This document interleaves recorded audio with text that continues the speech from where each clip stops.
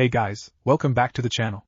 This is a story about what if Naruto is banished and has a wife. Before I start, please support for more amazing content, and do consider subscribing to my channel and share this video with your friends. This is written by AlbionSkunk and link in description and support writer. Let's start the video. Chapter 1, A New Life. Orgrimmar, capital city of Duroder. A blond man of 20 years of age with fox ears fluttered his eyes open in his home. Snuggled to his chest was a beautiful chestnut-haired woman of 19 with similar fox ears, only that they are colored the same as her hair.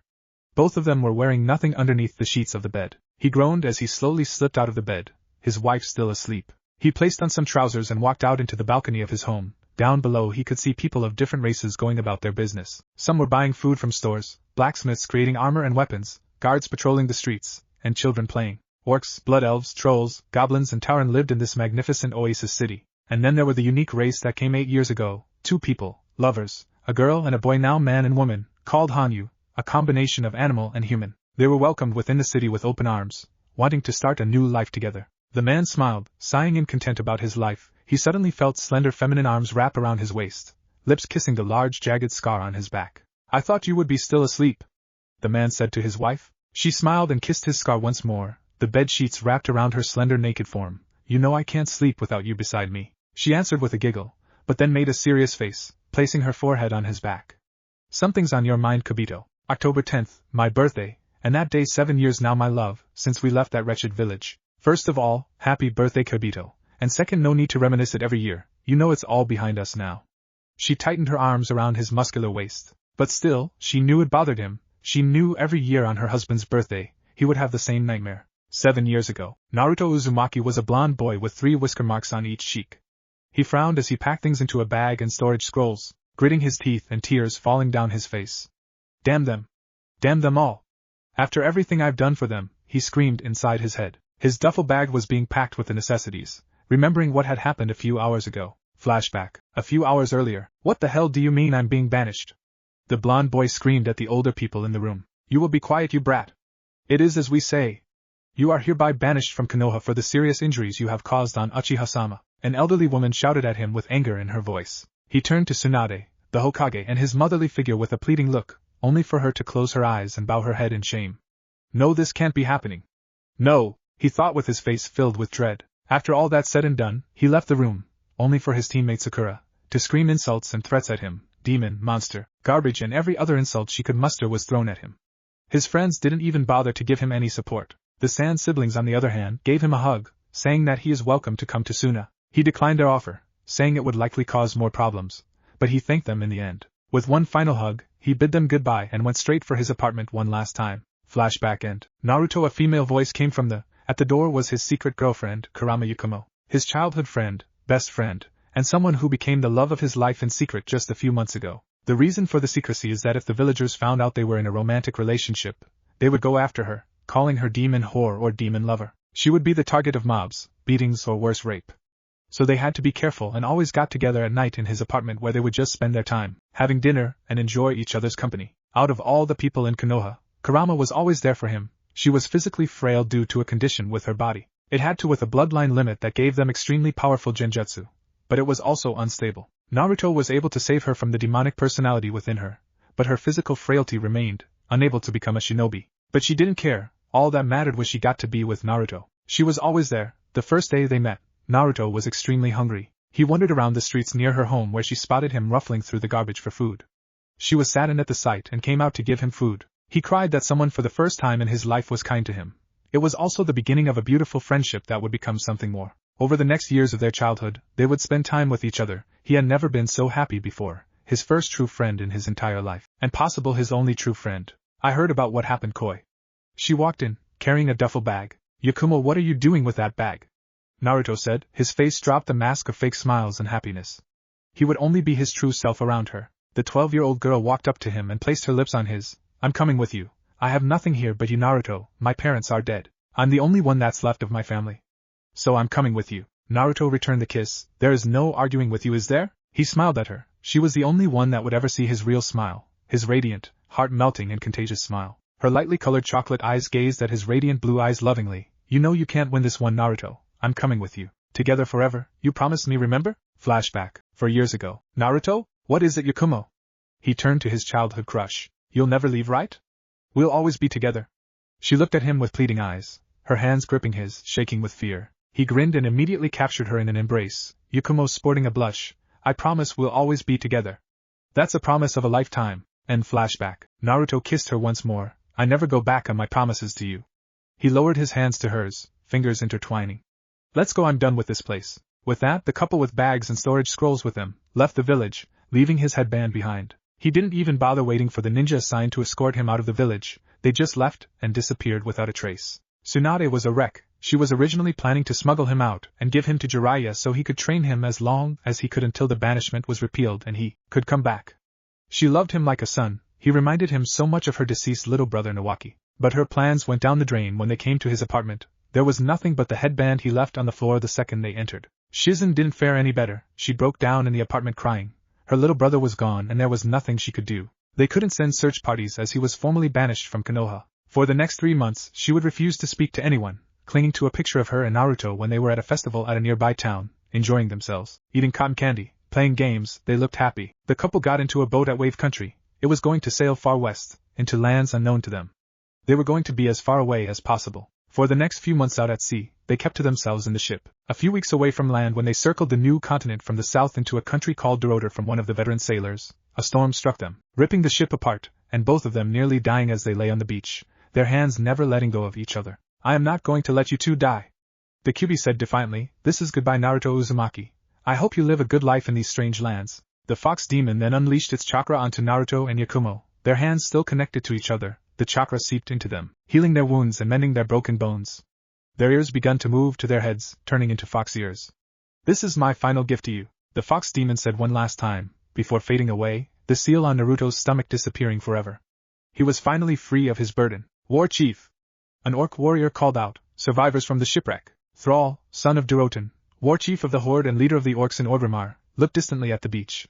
There lay 2 young teenagers, a boy and a girl, laying on the sand unconscious, their bodies still. The orcs ran to the two, and the first thing they noticed were the dog-like ears on their heads. They're not human, a Tauren said, examining their bodies. Their wounds are healing rapidly. I have never seen anything like it. We will take them back to Orgrimmar, there we can treat them properly.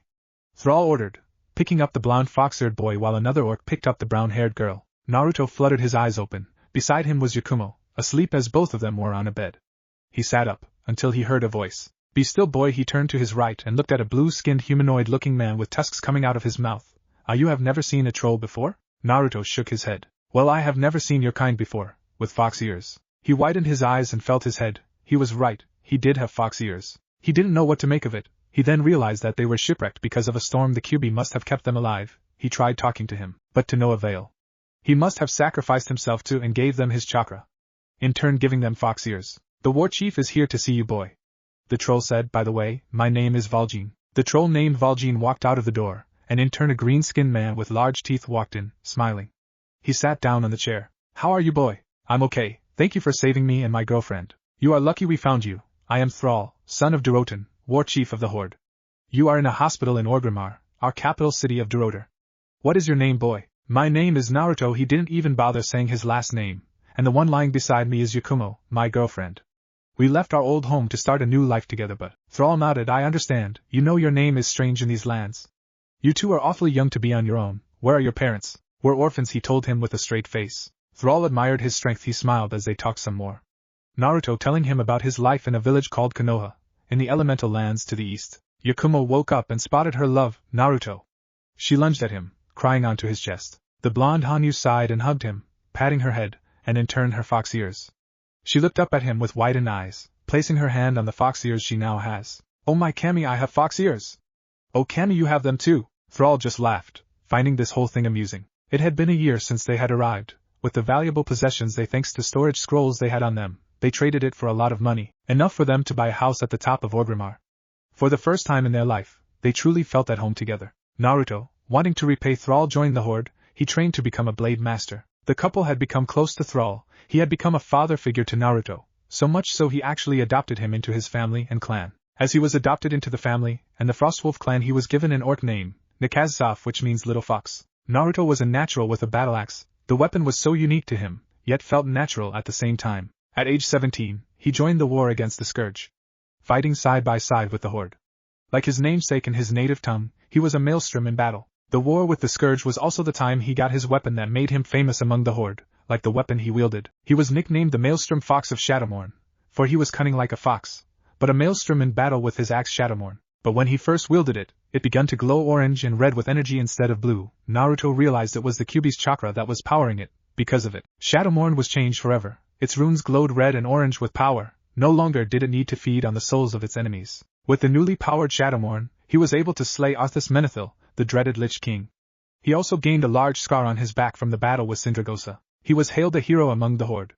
It was also a momentous day for him. It was also the day he took Yakumo as his wife. The wedding was grand. Chieftains from different clans of the Horde came. Sylvanas Windrunner of the Forsaken also came to the wedding, thanking Naruto for killing Arthas. They then became close friends and allies. A year had passed since their marriage. Yakumo absolutely loved it in Orgrimmar. Thanks to the Kyuubi, she was no longer physical frail. She took up as a genjutsu mistress, continuing her arts of illusion as well as a blade mistress with her katana crafted with the help of her husband. No longer was she Kurama Yakumo, she was now Yakumo, wife of Naruto, son of Thrall and member of the Frostwolf clan. Their lives came for the better, the defeat of Deathwing during the Cataclysm and Thrall's marriage to Agra along with their first child Durak. Naruto was extremely happy he would be having a younger sibling. The husband and wife along with the rest of the Horde and Alliance were shocked with the discovery of the Pandaren race. Naruto and Yakumo were surprised at how similar in culture they were to the elemental nations.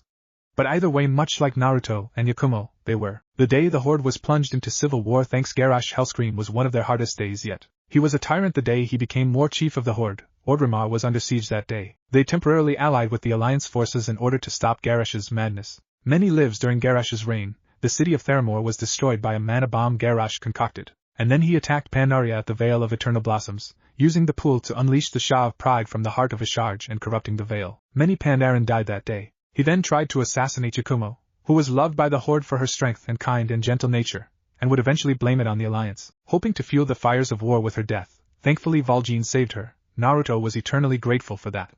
Their friendship grew to that they became blood brothers. Garrosh even used beasts of great evil to fuel his army, creatures of the old gods. Garrosh proclaimed they were the true Horde, what the Horde should have been. Naruto and Yakumo fled to Pandaria with Valjean and the rest of the Horde forces who disagreed with Garrosh. They formed the Dark Spear Rebellion, an open Horde rebellion. After regrouping their forces and acquiring allies, they took the fight back to Orgrimmar, and finally stopping Garrosh's tyranny. Thrall walked up to the defeated Garrosh who was currently on the floor, wielding his iconic weapon the Doom Hammer. "You disappoint me, Garrosh. You are not worthy of your father's legacy," he said, but then turned to his Naruto and nodded. Naruto walked up, looking down with fury at Garrosh. "You tried to assassinate my wife, hoping to pin the blame on the Alliance to further your goals. I will never forgive you for that." He raised Shadowmourne and swung it down to his head, but was stopped by the sword of King Varian Rin, frowning at him. "His punishment is not for you alone to decide," the King of Stormwind declared. Naruto growled at the human king. "I won't let you take him. We have all suffered from his atrocities. My people, more than any other." Taranju's face was that of sadness. "Let him stand trial in Pandaria. There, we will mete out justice for all." Varian nodded to Naruto and withdrew his sword Charlemagne, while Naruto withdrew Shadowmourne and walked back to his wife's side, in each other's embrace. "It's finally over." Yakumo sighed in relief. Her husband is alive. Valjean looked to Thrall. "The Horde needs its true war chief now, more than ever." "Yes, but it was you who held the Horde together during this madness." Thrall turned to the jungle troll. "It was you that protected our honor. From this day forward, Valjean, if you lead I will follow." Thrall then bowed to him, declaring Valjean the new war chief of the Horde. Valjean gasped, "I am not worthy." The Horde leaders bowed. Naruto and Yakumo smiled at their close friend, and bowed to him as well. "But I will give my all, for the Horde." Varian approached them once more after Garrosh was taken away. "I will speak, your war chief." The orcs parted and revealed Valjean kneeling in the middle. Varian widened his eyes at this. "I speak for the Horde." Valjean replied. "Very well." Varian said, disgruntled that he won't be speaking to Thrall. "The Horde has committed heinous crimes, Valjean." He stabbed Charlemagne to the floor and walked up the jungle troll. "But some among you fought against Garrosh's tyranny. For that, I am willing to end this bloodshed." He walked away. "But know this, if your Horde fails to uphold honor as Garrosh did, we will end you." After those events, the Alliance Horde war ended and Garrosh's trial commenced. But ultimately, by some unknown factor, Garrosh escaped and disappeared with a trace. 2 years since the war ended, all of this half of Azeroth was at peace, while little news from sailors of the elemental nations was brought in. Surprising news was that Naruto's friend Gaara became Kazekage.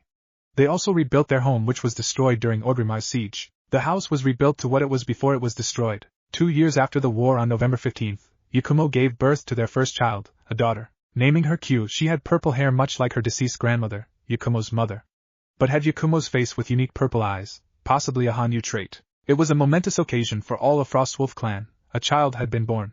Just like her parents, she purple fox ears on her head.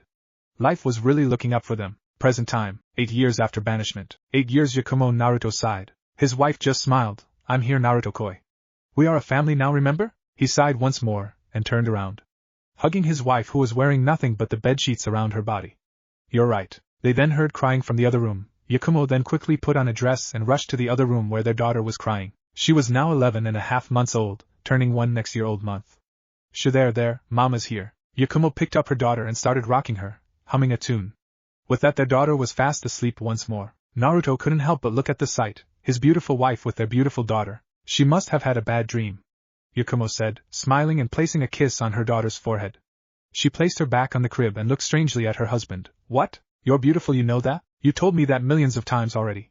She grinned, walking up to her husband and snuggling onto his chest. But thanks anyway. The blonde Hanyu chuckled. You're most welcome, dear wife. They then walked back to their room. They heard commotion from outside. So Naruto walked out into the balcony and widened his eyes in shock. He couldn't believe what he was seeing. Traders and merchants arrived from the elemental nations with Team Guy, Kurenai, Asuma and Kakashi. Naruto, what is it? Yakumo called out from inside their home. Take Q with you and go to the clan house, they are here. The female Hanyu widened her eyes. She immediately nodded and got dressed. She wore a red and white obi-style dress that did very little to hide her cleavage. Going to other room, she strapped her katana to her side and picked up their sleeping daughter and made her way out. Naruto wore his armor, its red wyvern scales and plating surrounding his body. Along with his helmet, he looked like a humanoid dragon. Picking up his battle axe Shadowmorn, he glared down at the Konoha walking to the Valley of Strength where the Warchief's hold is located. He reminded himself, he was no longer Konoha's, he belonged to his wife and his family. He is a son of Thrall, and his home Orgrimmar. He gripped the handle of Shadowmorn tightly, gritting his teeth. He finally got the peace he wanted, the family he had always dreamed of, and he was finally loved and accepted for who he is. And now they are here to take it all away from him.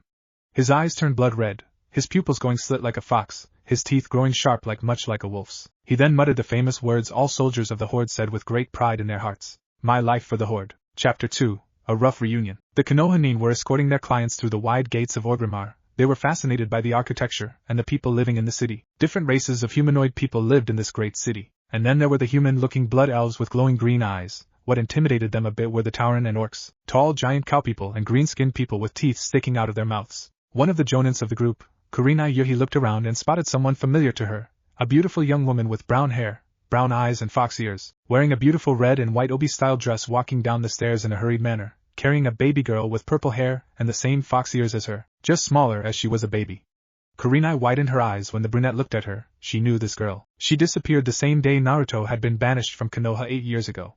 Yakumo Kurama, that was her name. She now had fox ears, her body more curvaceous, she was beautiful, and it looks like she has a daughter. Sensei, what's wrong?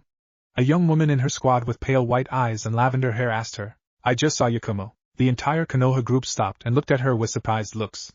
Asuma Sarutobi walked up to her with a questioning look. Are you sure it was her? I'm sure, and now she seems to have fox ears and a daughter with her. I saw her look at me, there is no mistaking it, that was Yakumo. I used to teach her genjutsu, but I was ordered to stop when Sandaime-sama told me she could no longer become a kunoichi. Did you say fox ears and daughter?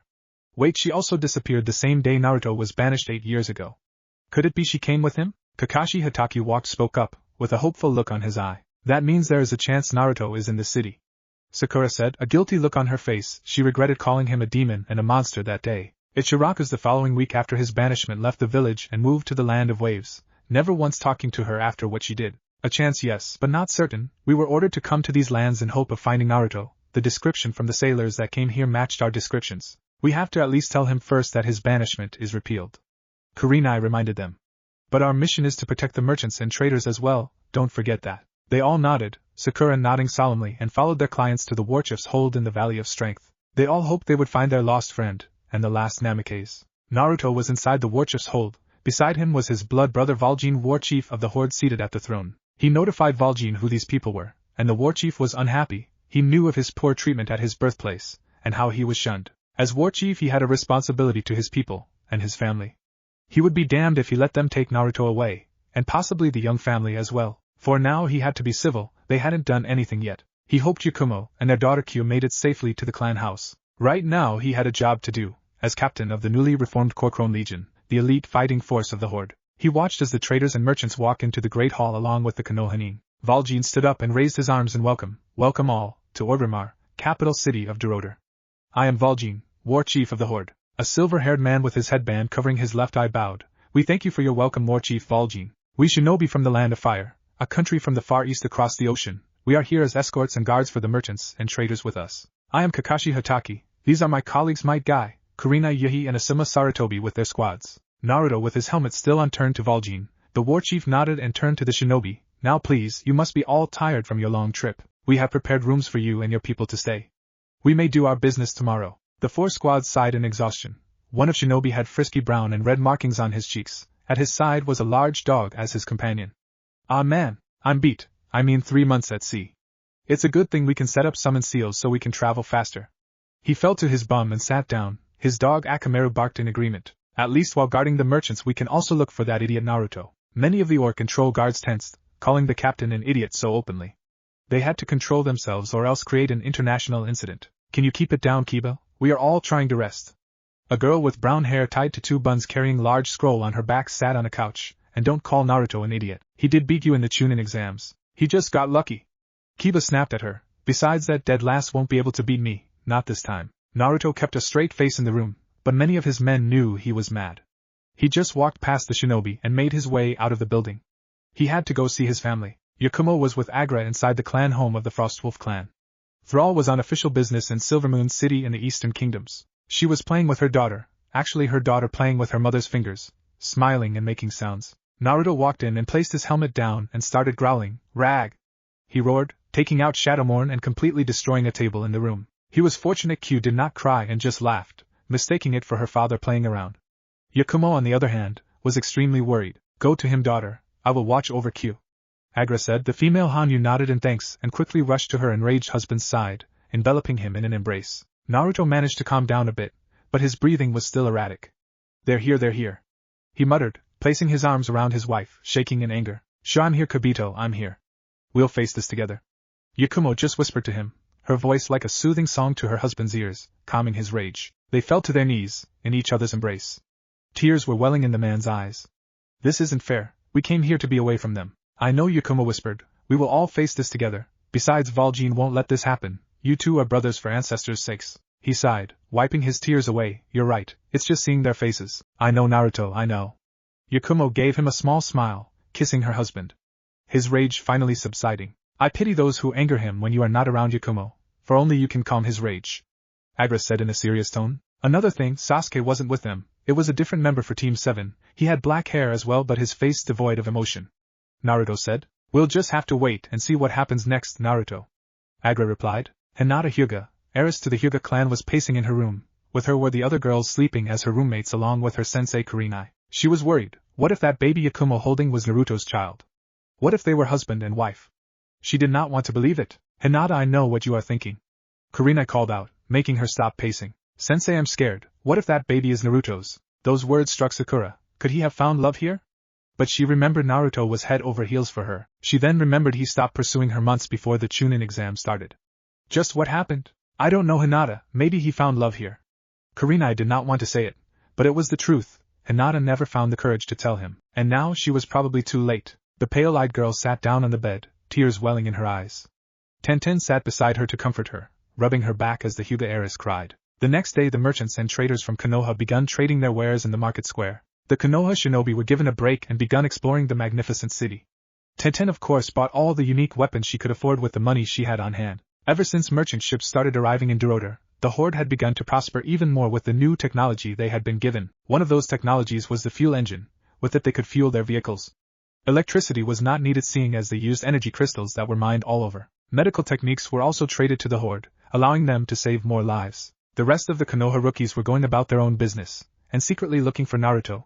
They were now sure he was in the city. Kakashi spotted the same dragon-scaled armored soldier with the war chief from yesterday. He was currently with an extremely large wolf with a saddle on its back. The soldier was feeding the black-furred wolf with a lot of meat placed on a large bowl. After feeding the wolf, he got on the saddle and rode towards one of the large houses. The banner on the houses depicted a snow wolf. There he saw the missing heiress of the Kurama clan of Konoha, with her daughter. There Kakashi's eyes widened when he saw the smile of the baby girl, it the exact same smile Naruto had. There was no mistaking it now, that baby is Naruto's daughter, and Yakumo is the mother. Kakashi, what is it? Kurenai approached him. He gave her a serious look. That baby, it has the same smile Naruto has, there is no mistaking it, that is his daughter. Kurenai widened her eyes at the revelation. She turned around to see Hinata with a look of dread on her face, tears falling freely down her cheeks. Hinata, wait! It was too late. She ran back to their room where they were staying. Kakashi-sensei, that means Naruto is here. Sakura had hope in her eyes. The silver-haired Jonin sighed. Yeah, although in his mind, he doubted things would go smoothly, something tells him that Naruto isn't the same person he knew 8 years ago. He then watched as Kurenai chased after the weeping Hyuga heiress. Things just got more problematic. Q was currently playing with a snow wolf plushie in the middle of the living room of her home. The Hanyu family went back to their home high up on the Orgrimmar plateau. Her parents watched with smiles on their faces as their daughter was making dribbling sounds with her mouth and patting the snow wolf plushie. She's going to be an energetic one when she gets older. Yakumo commented, kneeling down to her daughter. Ancestors help us. Naruto said in a sarcastic manner. The husband and wife laughed, causing Q to laugh with them, despite not knowing what they were laughing about. He then sighed, looking at his daughter sadly. It's hard, giving Q something I never had, something I never experienced, I have never felt. You're a good father, Naruto, in fact an amazing father. Yakumo took his hand. Her thumb began caressing it. You really think so? She stood back up and gave him a passionate kiss. I don't think so, I know you are. You are an excellent provider, you spoil her, you know, and I already see how protective you are of us. You are the best husband and the most amazing father. Always remember that, my love. He smelled the sweet scent of her hair, the scent of a flower. How is it that you can always cheer me up when I am down? Yakumo giggled. Simple, I'm your wife. Bababa Q mumbled loudly as she played with her snow wolf plushie. See? Even Q agrees you're an amazing father. He sighed in content, an arm around his wife's waist as they watched their daughter play with the plushie. Niji didn't know what to do. Her cousin was a complete wreck after finding out Naruto was married to Yakumo and had a child with her. She refused to come out of her room where they were staying in Orgrimmar. He honestly didn't blame Naruto though. He knew he was shunned all his life and couldn't notice that Hinata was in love with him. How could he when too many people hated him for what he held inside him? The abuses, the annual fox hunt on his birthday, and the hateful stares people would give him. He could guess that somehow, deep inside Naruto, he was happy he got banished. He finally got his freedom he had always wanted. He felt bad that he and the rest of the Konoha rookies were ordered to bring him back. He did not want to. He wanted to leave Naruto alone and live in peace with his family. But right now, he had to comfort his cousin, who was currently crying hysterically. They thankfully placed silencing seals in the room so no one from the outside could hear her cries. Kiba, being the idiot he always is, according to Niji of course, just blamed Naruto for this. Niji knew Kiba had a crush on Hinata. The Hyuga prodigy just thought he wasn't worthy of being with Hinata. In time Hinata will heal, but for now once they get back to Konoha, she will be pulled from active duty until Niji says otherwise. He left the room to leave her be and spotted Ino from Team Asuma walking up to him. Ino looked at him with a sad look. Poor thing, it's practically eating her. She will learn to let go. It may be for a long time until she does, but I know she will. Niji said. I just can't believe Naruto is married and has a child. The blonde young woman said. This is going to be a lot harder for us, but he has to return to Konoha, where he truly belongs. Niji inwardly frowned. The way she said, it's as if Naruto was nothing but property because he is a Jinchuruki. He decided not to say anything and went to his room for rest. They will be here for a few more weeks and then return home through the reverse summoning seal they placed outside the gates of the city thanks to Valjean's permission. The next day Valjean was currently with Naruto and his family in his hold. They were currently discussing about Konoha possibly wanting him back. Unbeknownst to them, Kakashi was on the roof hearing and watching them. Naruto removed his helmet revealing his blonde hair, blue eyes and the fox ears. Kakashi widened his eyes in surprise. The dragon-armored man with Valjean was Naruto all along. He broke out of his musings about Naruto and heard them speak. So what of these ninja from Konoha, brother? What are you going to do when they wish to take you back by force? Valjean asked. You already know my answer, Valjean. I will fight back. I am not going back to that hellhole. I have everything I have ever wanted here. I got acceptance, and I got a family. Why would I throw that all away for nothing? There is nothing for me there but pain. I am a soldier of the Horde. I am no longer a Konoha shinobi. It's also a good thing that I severed my contract with the Toads so they won't reverse summon me. Kakashi couldn't believe what he heard. He did not want to go back and was no longer loyal to Konoha. What was he going to do now? He knew once they come back and tell them Naruto is here in Orgrimmar, Jiraiya will come here and try to take him back. He then heard them continue speaking. They will most likely send Jiraiya.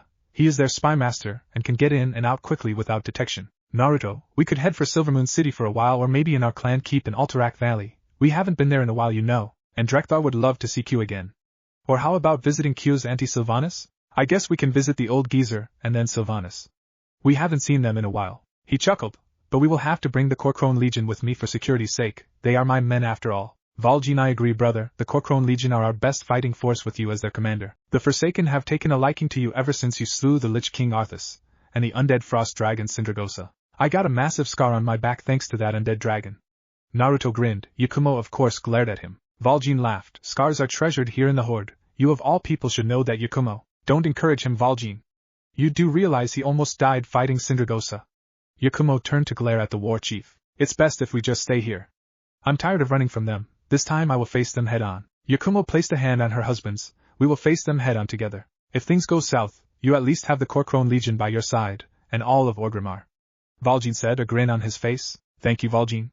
Naruto nodded to the war chief. You are my brother, Naruto. I will always be by your side. Kakashi gulped nervously. Not only was Naruto a loyal soldier of the Horde, but the overall commander of their most elite soldiers. Tsunade is going to throw a fit. Heck, she might come here herself. He heard enough and returned to the inn. So that guy with the awesome dragon armor is Naruto? I find that hard to believe. He's supposed to be an idiot. Kiba screamed. A broadsword was then thrown at him and hit the wall, missing 3 inches from his nose. A group of Horde soldiers were growling at Kiba, approaching him. They were from the Korkrone Legion, the Horde's most elite soldiers. We have had enough of your disrespect of the commander. A blood elf growled along with the rest of the group. They consisted of orc, trolls, tauren and blood elves. The Forsaken and the goblins had their own elite forces as they specialized in more subtle roles. This is not good. The rest of the Konohanin except Hinata, who was still in her room, thought. We're deeply sorry for Kiba's stupidity. Tenten bowed in apology. He always speaks without thinking straight. Hey! Kiba protested. I was only stating the facts. How dare you! An orc drew his axe, ready to fight. That dog of yours will be punished. The legionnaires charged but was stopped by a thundering voice. Enough! A voice roared from the entrance from the door. There stood the commander of the Korkrone Legion, Naruto Nikazov, son of Thrall and member of the Frostwolf clan. Commander! The Korkrone legionnaires bowed. We were just simply teaching them a lesson.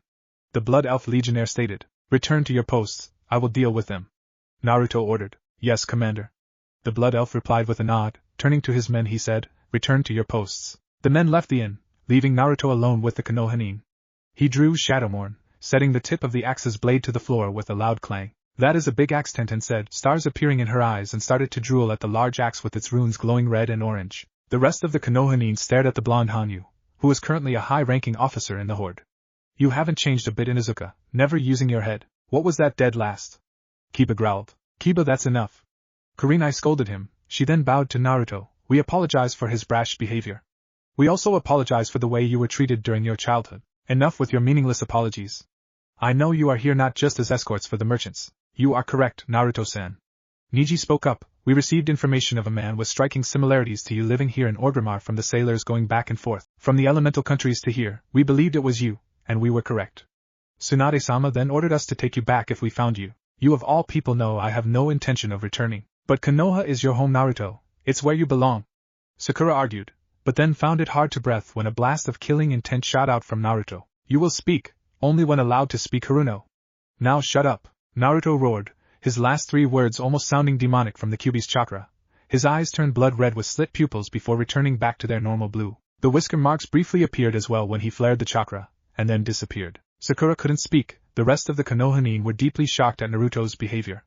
He truly had changed, or was that personality of happiness just a mask? Naruto Kakashi began to speak but was interrupted. Yakumo entered the inn with their daughter. The infant reached out with her tiny arms. Naruto then smiled a genuine smile, a smile Kakashi had never seen before. He picked up his child and kissed her on the forehead. Papa just has some business to do. He returned cue to Yakumo, and turned to the Konohanin with a glare. You will all do your business here until the merchants finish. Over the course of the next few weeks until the merchants leave, you will all be under heavy watch by my men. Do not do anything you will regret, lest you all wish to return home in body bags. He along with his family then left the inn, leaving the rest of the Konohanin shocked. He just threatened to have us killed. Tenten gasped. Most unyouthfully muttered, as if he can actually do anything to us. Kiba scoffed. Shut up, Kiba. It's your fault we're in this mess in the first place. Tenten glared at him. Tsunade-sama won't be happy about this. Guy said with his head down in shame, most unyouthful. Sakura just sat down on the chair, tears falling onto her lap. Naruto, I'm so sorry. 3 weeks went by. Naruto watched as the people from Konoha along with their merchant clients disappear with a poof of smoke from the transportation seal. With them returned to Konoha, they will definitely tell Tsunade about all of this. He is going to need to prepare the Legion for Jiraiya's arrival, and possibly Tsunade as well. He would like to avoid a bloodbath inside Orgrimmar, but that might be unavoidable considering how temperamental Tsunade can be. Whatever it is, he will be ready. You're telling me that Naruto Uzumaki is not only a soldier of the Horde, but the commander of their most elite forces? Tsunade said, her hands were shaking. This was news to her. Since Naruto left she hadn't heard from him in 8 years. Kakashi nodded. Yes, Tsunade-sama. And he has gotten certainly stronger. The pictures here show his Hanyu traits from him and his wife and daughter. Wife and daughter.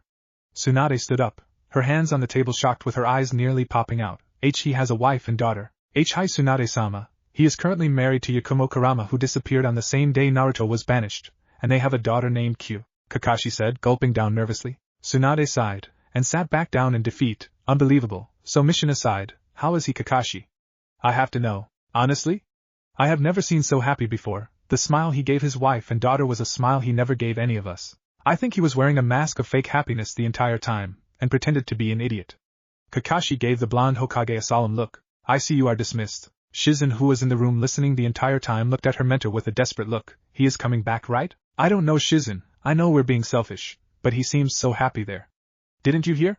He got the family and happiness he's always wanted. We should at least see him, Tsunade-sama. He is also family after all. Tsunade nodded. We will, Shizen, I promise you that. Just then an ANBU came in, with an auburn-haired woman with silver eyes, escorted by a teenage girl wielding a bow. The girl looked like a Persian princess. Lady Artemis, Tsunade said, her eyes widening with fear. She, along with Shizen, quickly bowed down before the goddess. You're back. Artemis glared at the blonde Hokage. Tsunade, where is Naruto? Where is my son? Chapter 3. Mother, you banished my son? Artemis stared at the blonde Hokage, glaring daggers at her. I had no choice. It was either that or the entire village wanting his blood. Tsunade gulped. This was horrible timing. Artemis, goddess of the hunt, the moon, wildlife, virginity and birth, who was also Naruto's mother, making him a demigod. Why is my son hated in this village? He should be viewed as a hero. The people thought otherwise, because of the QB sealed into him. They thought he was the QB incarnate. Artemis gripped her bow. She was tempted to just eradicate this entire village from the face of the earth. But she knew Minato wouldn't want that. She knew how much her husband loved this village. But the people here somehow became toxic, damning her baby boy to a life of suffering. She had to find him. She will do everything to make it up to him, to explain to him why wasn't she there for him. At the same time she is scared. She knew he might hate her for leaving him. But right now, she had to know where he is. Where is my son now? In a country called Doroder. It's at the other side of the world. He swore his loyalty to that country, and its war chief. He's married now, even has a daughter. Tsunade handed the goddess the picture that Kakashi left her. Artemis' mind was blank. She missed too much of his life. She took the picture with shaking hands, and gazed at it. There he was, an exact copy of her husband. But what confused her was that they had fox ears. Probably the QB had a hand in this. She smiled sadly at the picture. He was happy. His smile radiating as he held his wife and daughter. Behind them was an extremely large wolf with a saddle on the back. He wore red-scaled armor, reminiscent of a dragon. His wife had chestnut-brown hair with chocolate-colored eyes. My lady, is this him? Her lieutenant asked. Yes, Zoe, this is him. He looks so happy. He probably doesn't need me anymore. Tears began to fall down her cheek. Don't say that, my lady. Every child, no matter how old they are, will always need their mother. Zoe said with a stern voice. Artemis nodded. Thank you, Zoe. She wiped her tears and turned to Tsunade. Is there anything else about him? He is the commander of the Horde's most elite fighting force. They are called the Corcrone Legion. It seems that place is split between two factions, the Horde and the Alliance. Recent information from our squads say that the war just recently ended between them, but relations are still hot. Another thing, a dragon that has the power equivalent to a god was also slain a few years back, by Naruto no less. A dragon by the name of Deathwing. Artemis and Zoe gulped. Naruto slew a dragon, and not just any dragon, but one whose power rivaled a god. Might as well call him a god slayer. Artemis then took another picture, and pride filled within her. There he was aiming a bow made of dragon bone and scales at a target. She looked at another picture, and it showed him riding a wolf with his daughter. Is there any way to get there, Tsunade? I have to get to him. There is, the transportation seal just at the gates. Use that and you will be at the gates of Orgrimmar, the city Naruto is living in now. You better hurry because Jiraiya is already there. Artemis' face contorted to one of rage. She absolutely despised the perverted man. Zoe herself frowned as he heard of this despicable man from Artemis herself, how extremely perverted he was, and was proud of it.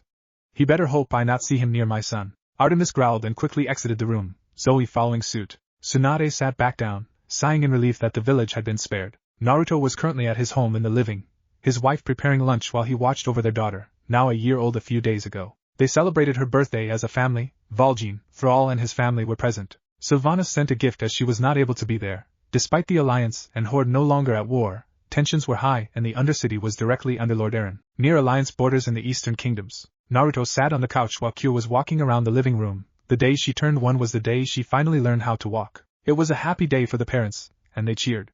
She was also a messy eater, placing her entire face on the cake. She was now playing with all her new toys that she got on her birthday. They ranged from stuffed toys to little rockers. Naruto smiled but then frowned. He sensed a presence, a familiar presence.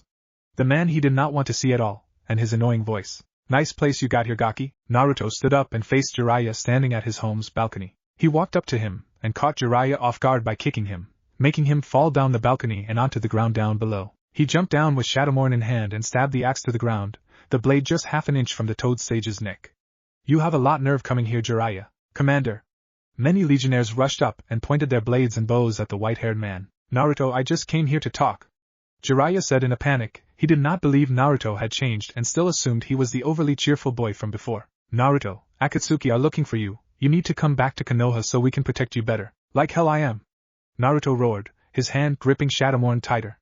I am more than capable of facing them, you damned hermit. I would like to see them try and attack the horde. The Corcrone Legion roared in agreement. Jiraiya gulped. He was in a pinch. He was surrounded by dozens of soldiers and Naruto with his axe's blade just half an inch from his neck. If he makes the wrong move, he is done for. He can't even risk moving his hands unless he wants to lose them. If you haven't heard Jiraiya, the Kyuubi is dead. He sacrificed himself to keep me and Yakumo alive. We both have his chakra. Besides, I have faced far worse than them. You have no idea of the battles I fought in this side of the world. Jiraiya's eyes were wide like dinner plates. The Kyuubi is gone and both Naruto and Yakumo have his chakra. Things just got more complicated. He looked at the armor Naruto was wearing. It reminded him of a dragon because of the dragon scales attached to it. And then there was the axe. It leaked dark energy, very dark energy. The runes glowing red and orange. He could sense the Kyuubi's chakra in it as well. It seems he is channeling the red chakra into it, empowering the weapon.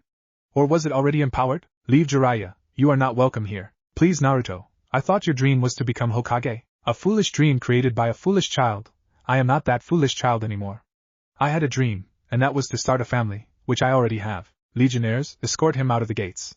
He lifted his axe, and don't even bother using chakra in here. We have created measures to prevent you from using them. The legionnaires then picked up the old hermit, and escorted him out of Orgrimmar's main gate, literally throwing him out. Artemis and Zoe immediately teleported to the front gates, and the first thing they saw was Jiraiya being carried out by soldiers and thrown out, watching him fall onto the dirt.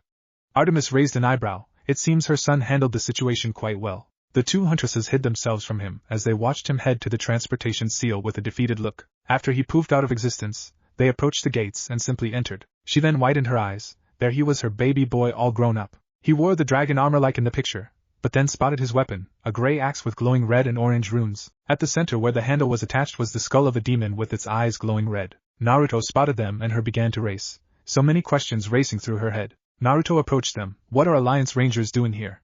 He demanded. Many of the Corcrone Legionnaires began to grip their weapons. Zoe noticed this. She remembered how tensions between the Alliance and Horde were high. She understood that perfectly. We're not with the Alliance, Naruto. Artemis replied. The Corcrone commander narrowed his eyes. Who are you? My name Artemis, and this here is Zoe. As to who I am, Naruto, I am your mother. Yakumo entered the scene with Q in her arms, and the word she heard was that this woman was her mother. Her eyes widened in shock at the declaration, as is the rest of the legionnaires in the area. A lot of questions were going to be asked. So let me get this straight. You are a goddess from another world, and that makes me a demigod. Naruto said. I find that hard to believe. If you really are my mother, then where the hell were you? Artemis flinched. I wasn't allowed to raise you. Why not? Naruto roared, growling as his eyes turned blood red and pupils going slit. Valjean, who was listening and watching the whole thing, stayed quiet. My father Zeus, your grandfather, passed a law that prevented gods from raising their demigod children. He feared if that happened, demigods would get too powerful and would overthrow him. The war chief looked into her eyes. He then spoke. She is not lying, Naruto, no matter how far-fetched this all is. It is not uncommon that she could be from another world, you know that. The orcs are originally from Draenor. That means there is a portal in the elemental nations, much like the Dark Portal. So it was because of him that you could not raise me? Artemis nodded. Then by my hands he will die. Artemis and Zoe gasped at the declaration. Little brother, do you realize what you are saying? You are planning to wage war on Olympus.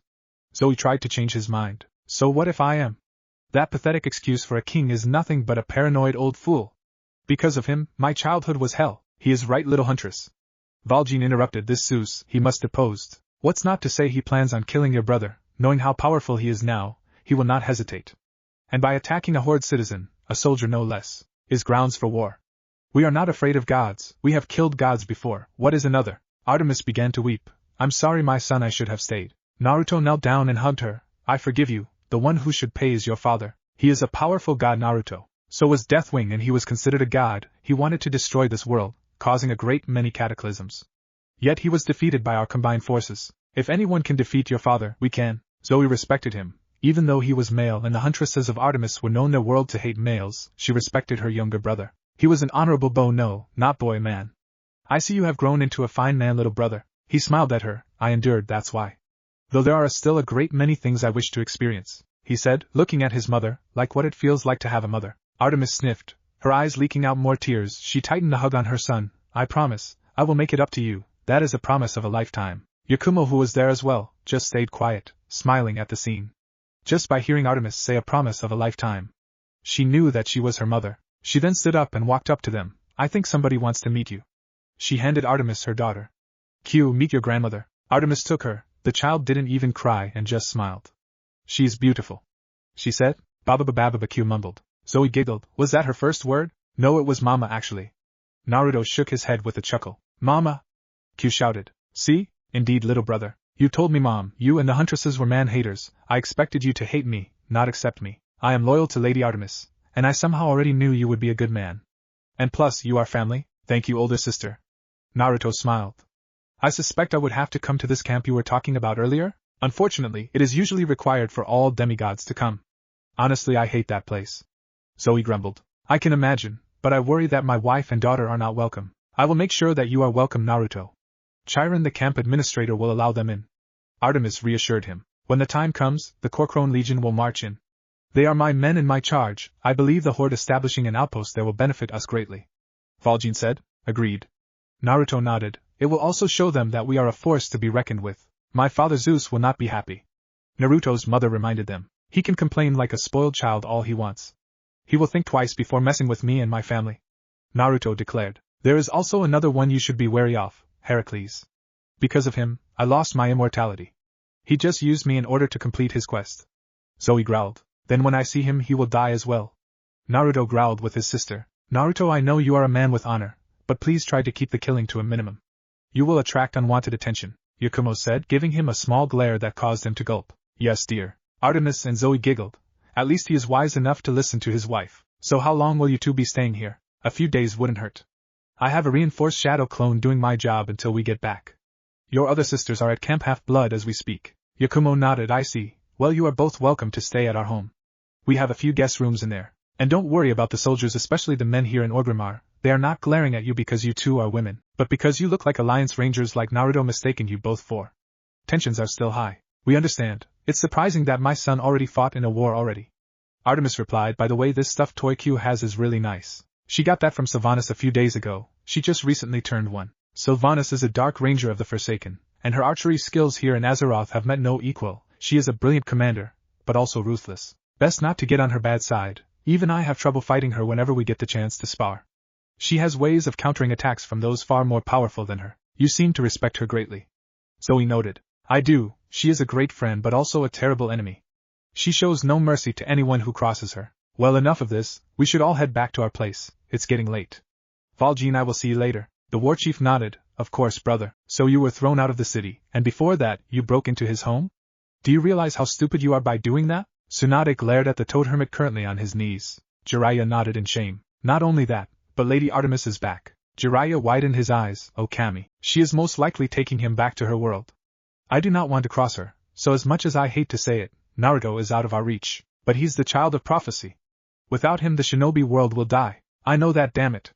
But what can we do? I want Naruto back as much as you do, but I do not want to destroy his happiness for our own selfish reasons. But we need him. Tsunade snapped at him. He doesn't care about us. He stopped caring the day we banished him. It's no one else's fault but our own. Artemis was horrified at the sight, a large scar on her son's back with a smaller one below it. They looked like claw marks. How did this happen? Who did this? Her name was Cindergosa, a frostworm. Naruto answered. A frostworm? Zoe was the one to ask, a bit horrified at her brother's scars. Undead frost dragon. Undead? Artemis gasped. Yes, I read some of the other gods from this book you gave me. Our souls are not tied to your world even if we step foot there. Right, I almost forgot about that. Artemis facepalmed. Another thing you have to be careful when we get there, Naruto, is that you are not tied to the fates. That will anger the three of them greatly. So they will be upset that my life is not in their hands? Naruto scoffed. Pathetic how greedy are the gods of your world are? Very unfortunate to say. And be careful around your uncle. My twin brother, he will flirt with anyone. If he flirts with my wife, he will die. Artemis and Zoe laughed. I would like to see that.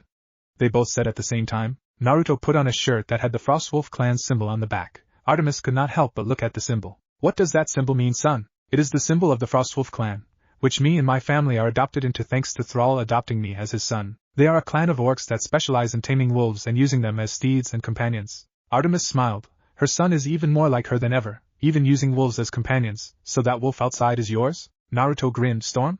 Yeah, he is. Amazing companion to have. I take him with me when I go wyvern hunting, one of them being the rat halos, which is the armor I am wearing and that bow you see over there beside Shadowmourne. When the goddess looked at the axe, she was a bit concerned. I've been meaning to ask about that axe of yours. It looks evil? Naruto finished the sentence. Well, at first it is, but when I held it for the first time, some of the Kyuubi's chakra somehow went into it, completely purging the evil energy within it. As to how I got it, I forged it alongside the Knights of the Ebon Blade. Why would you forge such a thing? Zoe grew concerned as well. I had to. It was the only way to defeat the Lich King. When we fought him and the Scourge, you have no idea how powerful he is. It was thanks to Shadowmourne that I was able to match him in strength. After that, I knew I had to get stronger, so that I can be ready for other dangers that lie ahead. You are so much like your father, Artemis said with a smile, but then noticed her son's face going sour at the mention of it. Naruto, what's wrong? I do not want to talk about him. He was the reason why I had a horrible childhood to begin with. Naruto, he had no other choice. Artemis tried to reason with him. I know that. He snapped, but then looked remorseful for snapping at her. But it still hurts, that he used his own as an ancestor's damned sacrifice. I just felt so used. Artemis was saddened by how bitter her son can be. Zoe on the other hand could understand how he felt, being used. They then continued to listen to him. Do you know how much I had done for that village? Hell, it took me a while to finally realize who my father was. The old man Sandane wouldn't even bother telling me, always telling me it was for my own safety, as he had so many enemies. After that I gave up and stopped caring. After they kicked me out of the orphanage when I turned 5, that's when my life got worse, and it was also the best year, because that's when I met Yakumo. Yakumo, who listened in, walked into the living room where they were and hugged him from behind, listening to him speak and calming him down. They kicked you out of the orphanage, they always thought you were the fox. Artemis growled. The blonde Hanyu nodded. Every birthday I had, the villagers would hunt me down on one of their annual fox hunts. The abuses I received, the hates, the stares. That's when I started putting on a mask, one that always showed I kept smiling and being cheerful. With the help of the Kyuubi himself he trained me, teaching me techniques, but I had to hide them so they wouldn't be suspicious. In turn I became the Dobe, the dead last. After retrieving their precious Uchiha I was banished because I injured him too much. Artemis sat down on the couch with tears in her eyes, Zoe rubbing her back trying to comfort her. Naruto sat down beside his mother and placed an arm around her. The day we arrived here in Orgrimmar was the best day of our lives. We built this house, started a new life together, and then came Q. Honestly, even with everything that has happened, I wouldn't trade it for anything else. I'm so proud of you. I just wish that I was there with you. Nothing we do can change the past, but we can at least look forward. My worries right now are Konoha. They have the gall to ask me to come back. I have no intention of coming back. Jiraiya claimed it was for my own safety because of Akatsuki. They are after all the Jinchurikis. I am not letting them take you. Artemis growled. There was no way they are taking her baby boy away. Nor will I allow them. They have no idea what the Horde is capable of. Naruto reassured her. Dinner is ready, by the way. Q is probably making a mess already. Yakumo notified them. We better eat before the food gets cold. They all nodded and made their way to the dining room. As Yakumo said, Q was already making a mess with her food. Baby food was all over her face, making everyone laugh. Inwardly, Naruto wondered what her mother's world would be like. What new adventures await him? What new creatures will he get to slay? What battles will he fight in? Something on your mind, Naruto? Artemis asked, her fork digging into the steak. Just wondering what your world is like. I can't help but feel a little excited. Naruto chuckled. I mean, are there any beasts that are worth hunting? I am hunter after all. The goddess and her lieutenant grinned. Yes, there are a lot of creatures worth hunting there. Many beasts of old still roaming the forests and plains. Although the world is much more modernized compared to here. Naruto gave his mother a matching grin. Then I cannot wait till we leave in a few days. My father Thrall will be arriving tomorrow. I'm sure you would like to meet him. His wife Agra is at their home at the other side of Orgrimmar. We can meet with them tomorrow once he arrives. I would like that. I want to give him my thanks for taking you in. Ba ba ba ba ba ba. Q shouted, throwing her bowl up into the air, the food landing all on Zoe. Zoe picked a piece of the baby food from her face and tasted it. Not bad. Chapter 4, Meeting the Hunt and Bedtime Story. I thank you, Thrall, son of Durotan. For taking in my son, I am eternally grateful to you. Artemis bowed towards the former war chief of the Horde. It was rare for someone like Artemis to thank a male, even more surprising towards someone who isn't. This man took in her son. Thrall bowed in return. Naruto told him of the reason why she couldn't raise him, and he was upset. For Artemis' father to pass a law that prevents them from raising their demigod children out of fear they may become too powerful. The king of Olympus was just paranoid, fearful he might get overthrown. Naruto informed him of his intent to slay the king, and to Naruto's surprise, Thrall approved of his plans. It was my honor to have taken in such a fine young man. And welcome to our humble home. We thank you for your hospitality, Artemis said in return. Zoe also bowed in respect. She could tell Thrall was a powerful man. She could also sense Naruto inherited some of his personality from him. Things went well, even with Artemis and Zoe's man-hating beliefs. They found no faults with Thrall. They were surprised at the equality the Horde had with women. Many of them were even officers in the military. Some even became chieftains of different clans. She then began to think, how much the hunt would love it here. So Naruto will be leaving with you too in a few days' time? Thrall asked. Yes, it is my intention to show him his heritage at least, Artemis said with a nod. Thrall nodded with a smile. That is good. To know one's heritage is to know oneself. That Panarin would always say that. I have no objections of him coming with you. I would also assume his family is coming as well? Yes, father, they will be coming with me. Naruto was the one to reply to that question. Very well then, I do hope you all have a safe trip. Thrall then clapped his hands. Now then, let us have our lunch. As they got up, Thrall placed a hand on his son's shoulder. What is it, father? Are you sure about your decision? I am, father. Naruto nodded. As agreed, 6 months must pass, correct? Thrall nodded, not with a frown but with a smile. I'm proud of you, to have made this decision with your family. He was certainly not what I have expected from a man.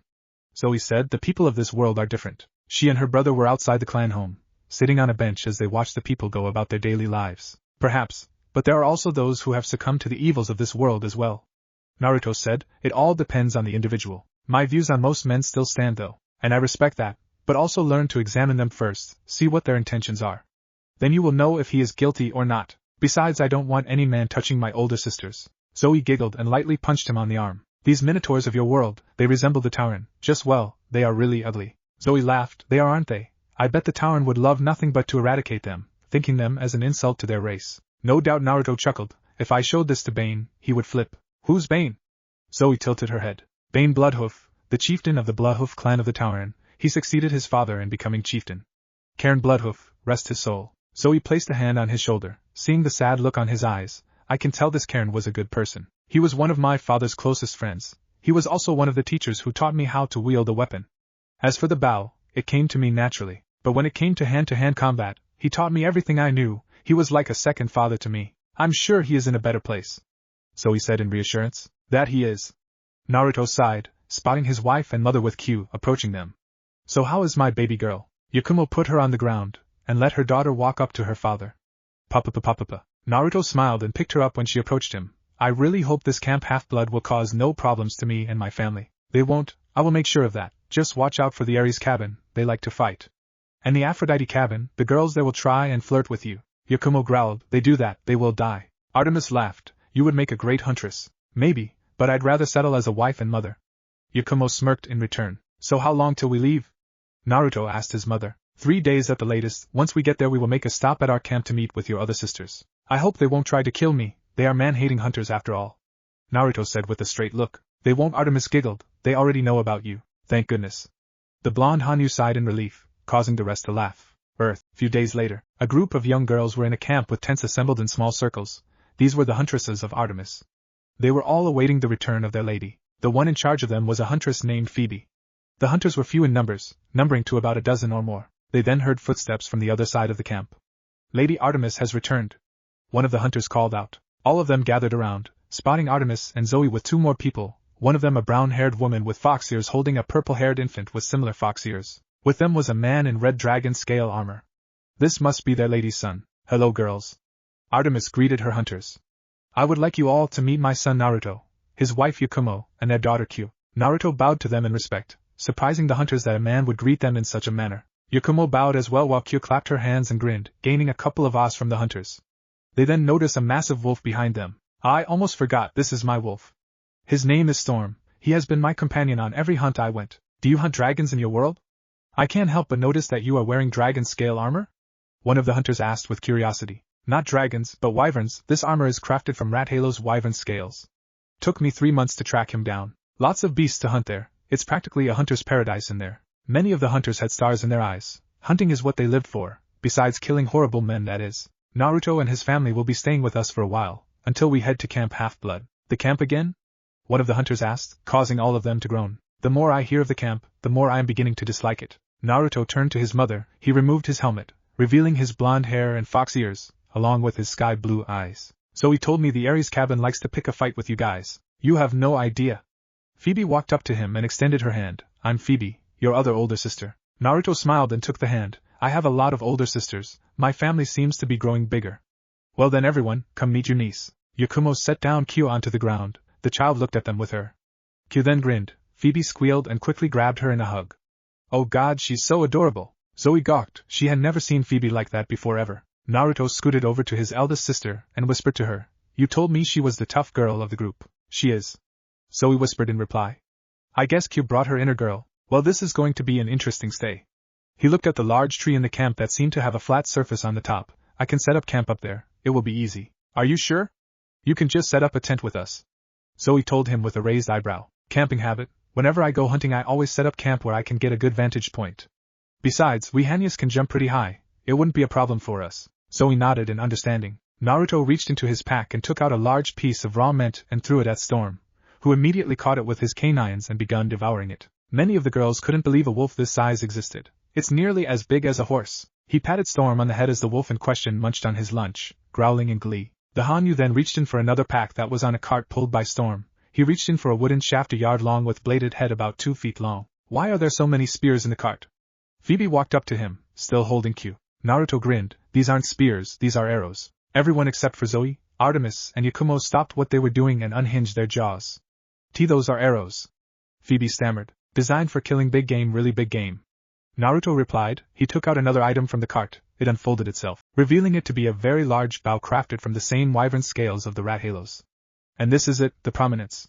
Designed to shoot down and kill wyverns and dragons. Once Q is old enough, I am going to teach her everything I know how to hunt them. Papa papa. Q shouted in joy, despite not knowing what her father is talking about. She of course got another squeal and hug from Phoebe. Naruto's sweat dropped at the girl who was supposed to be toughest girl in the hunt. Dinner is ready. Artemis called out to everyone. Yep, this world is interesting.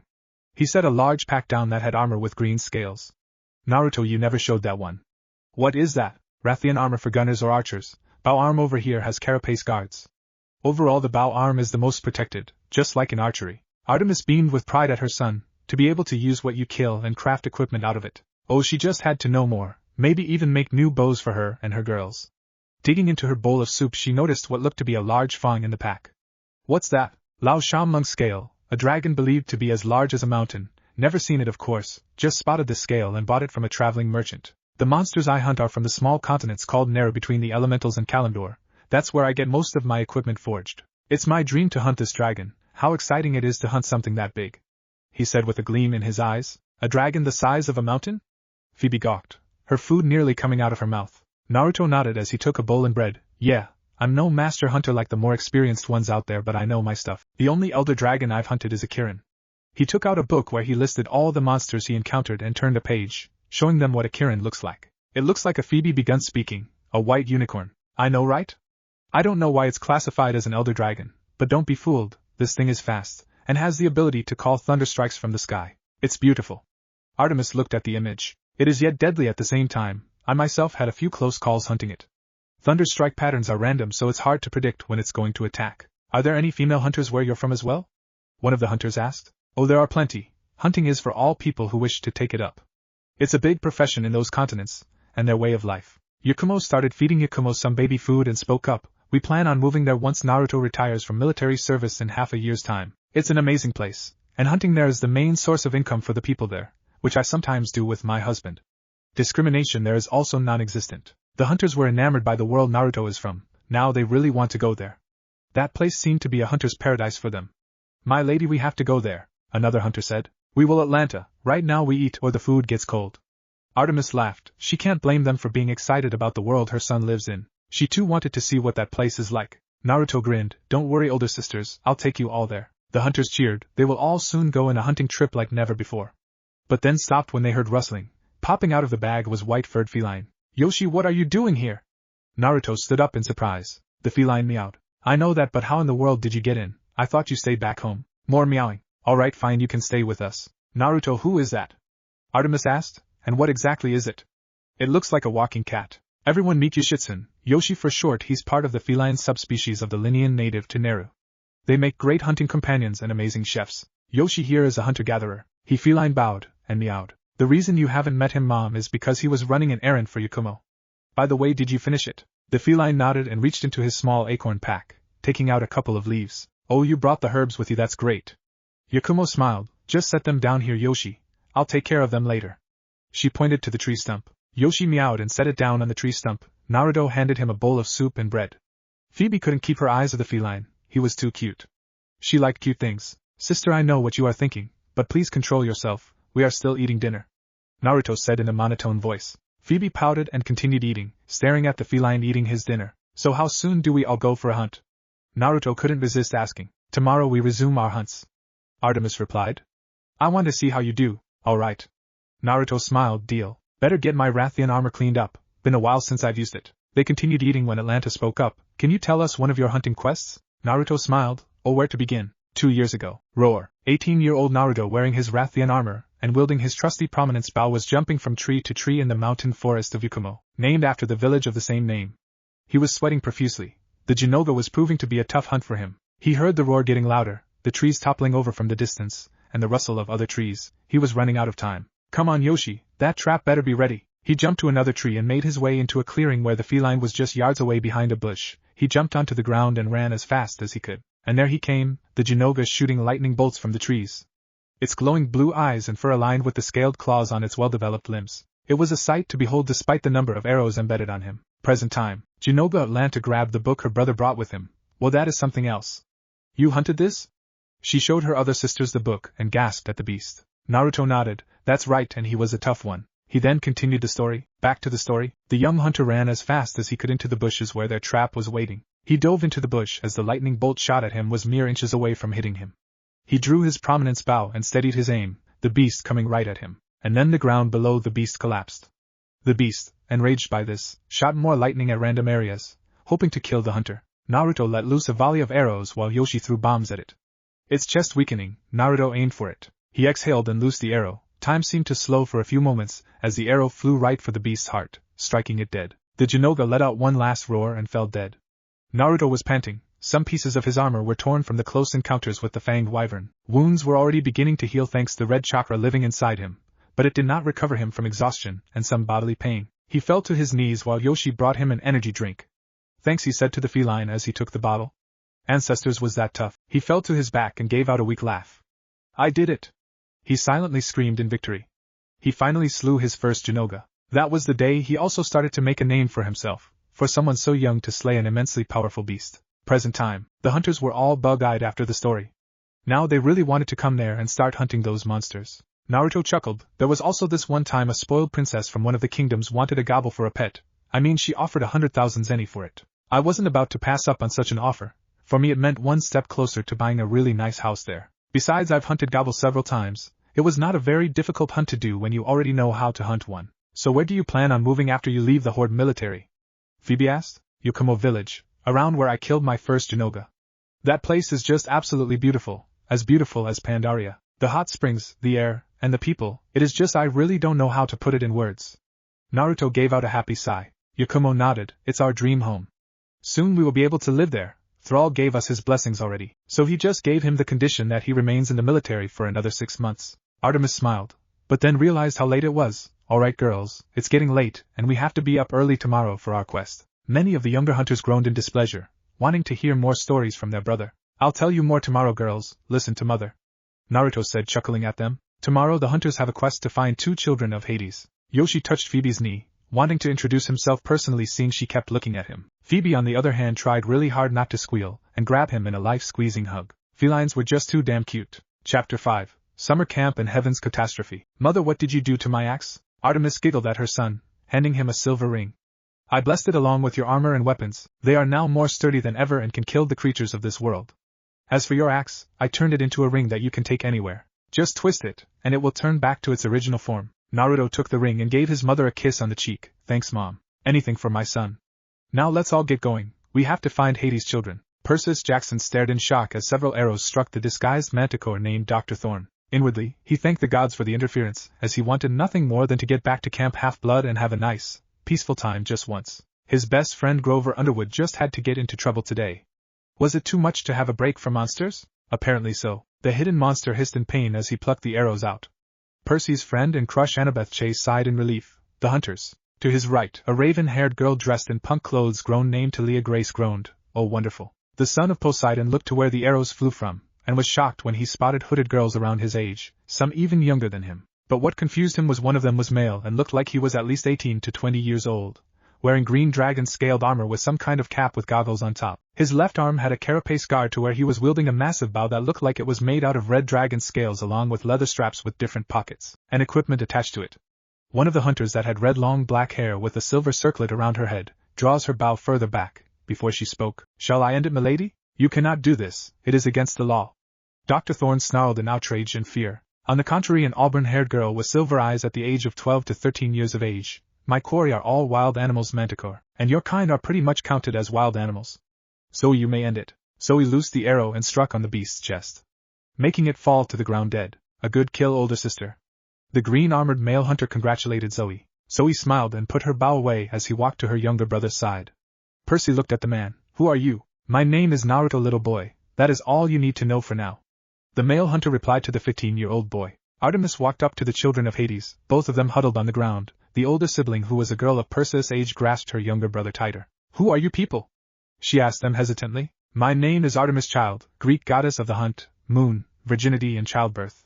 I have come here to see you and give you an offer. But first, you must know who your father is, Bianca D'Angelo." "That's impossible, both our parents are dead," Bianca retorted. "He is not, Bianca," Naruto said. "He is the lord of the underworld." "Lord of the— is this some kind of joke?" Bianca asked, her grip on her younger brother tightening. "Nico, do you know what they are talking about?" The little boy of 10 nodded his head in a vigorous manner. "Our dad is." Naruto knelt down beside his mother and clamped his mouth shut. "Names are very powerful in this world, Nico D'Angelo. Never ever forget that." He then turned to Zoe. "Older sister, we will take her with us and have a few words with her." "I know, little brother." Zoe smiled. "I will have a perimeter set up, milady." Artemis nodded in thank and placed a hand on her son's shoulder and one on Bianca's. They then disappeared in a silver light. "What the— where'd they go?" Bianca opened her eyes to find themselves in the snowy forest somewhere near Westover Hall. The male hunter and Artemis looked at her. "As I said, Bianca, I am here to make you an offer. I wish to make you one of my hunters." Bianca widened her eyes and listened in as Naruto spoke next. "But we are also here to tell you what will happen should you join. Your brother does not have the same choice you have, if you join the hunters. Your brother won't be coming with you." Percy was pacing back and forth. "Where are they?" "They've been gone for almost 10 minutes. I'm sure they're fine. Lady Artemis is with them," Grover replied. "But what about that other guy? None of us has ever seen him before. He could be a spy for all we know it." So he snapped and placed the dagger to his neck. "Speak ill of my younger brother again, boy, I dare you." "Hey, what's the big idea?" Talia growled. "And why do you people have a guy with you? He is different, he is our brother." Zoe narrowed her eyes at the punk girl. They all shielded their eyes when a flash of silver light appeared at the center. Artemis, Naruto and Bianca then appeared before them. Nico ran up to his sister and gave her a hug. The two hunters approached Zoe. Her answer was no, she did not want to be away from her brother. Zoe nodded in understanding. "What offer?" Percy asked in suspicion. "She offered me to become one of her hunters," Bianca answered, widening the eyes of the son of Poseidon. "What?" "No, she has to go to Camp Half-Blood." Thwack! A large yard-long arrow with the head almost 2 feet in length flew to the left of Percy's head, embedding itself onto the tree. "Know your place, son of Poseidon. Or did you not listen that she already said no to the offer?" Naruto Artemis spoke softly to her son. Naruto bowed to his mother. "Forgive me, I was out of place." Artemis just nodded. She turned to Bianca and told her, "I will respect your decision, family is important after all. But know this, there will always be a place for you." "Thank you, Lady Artemis."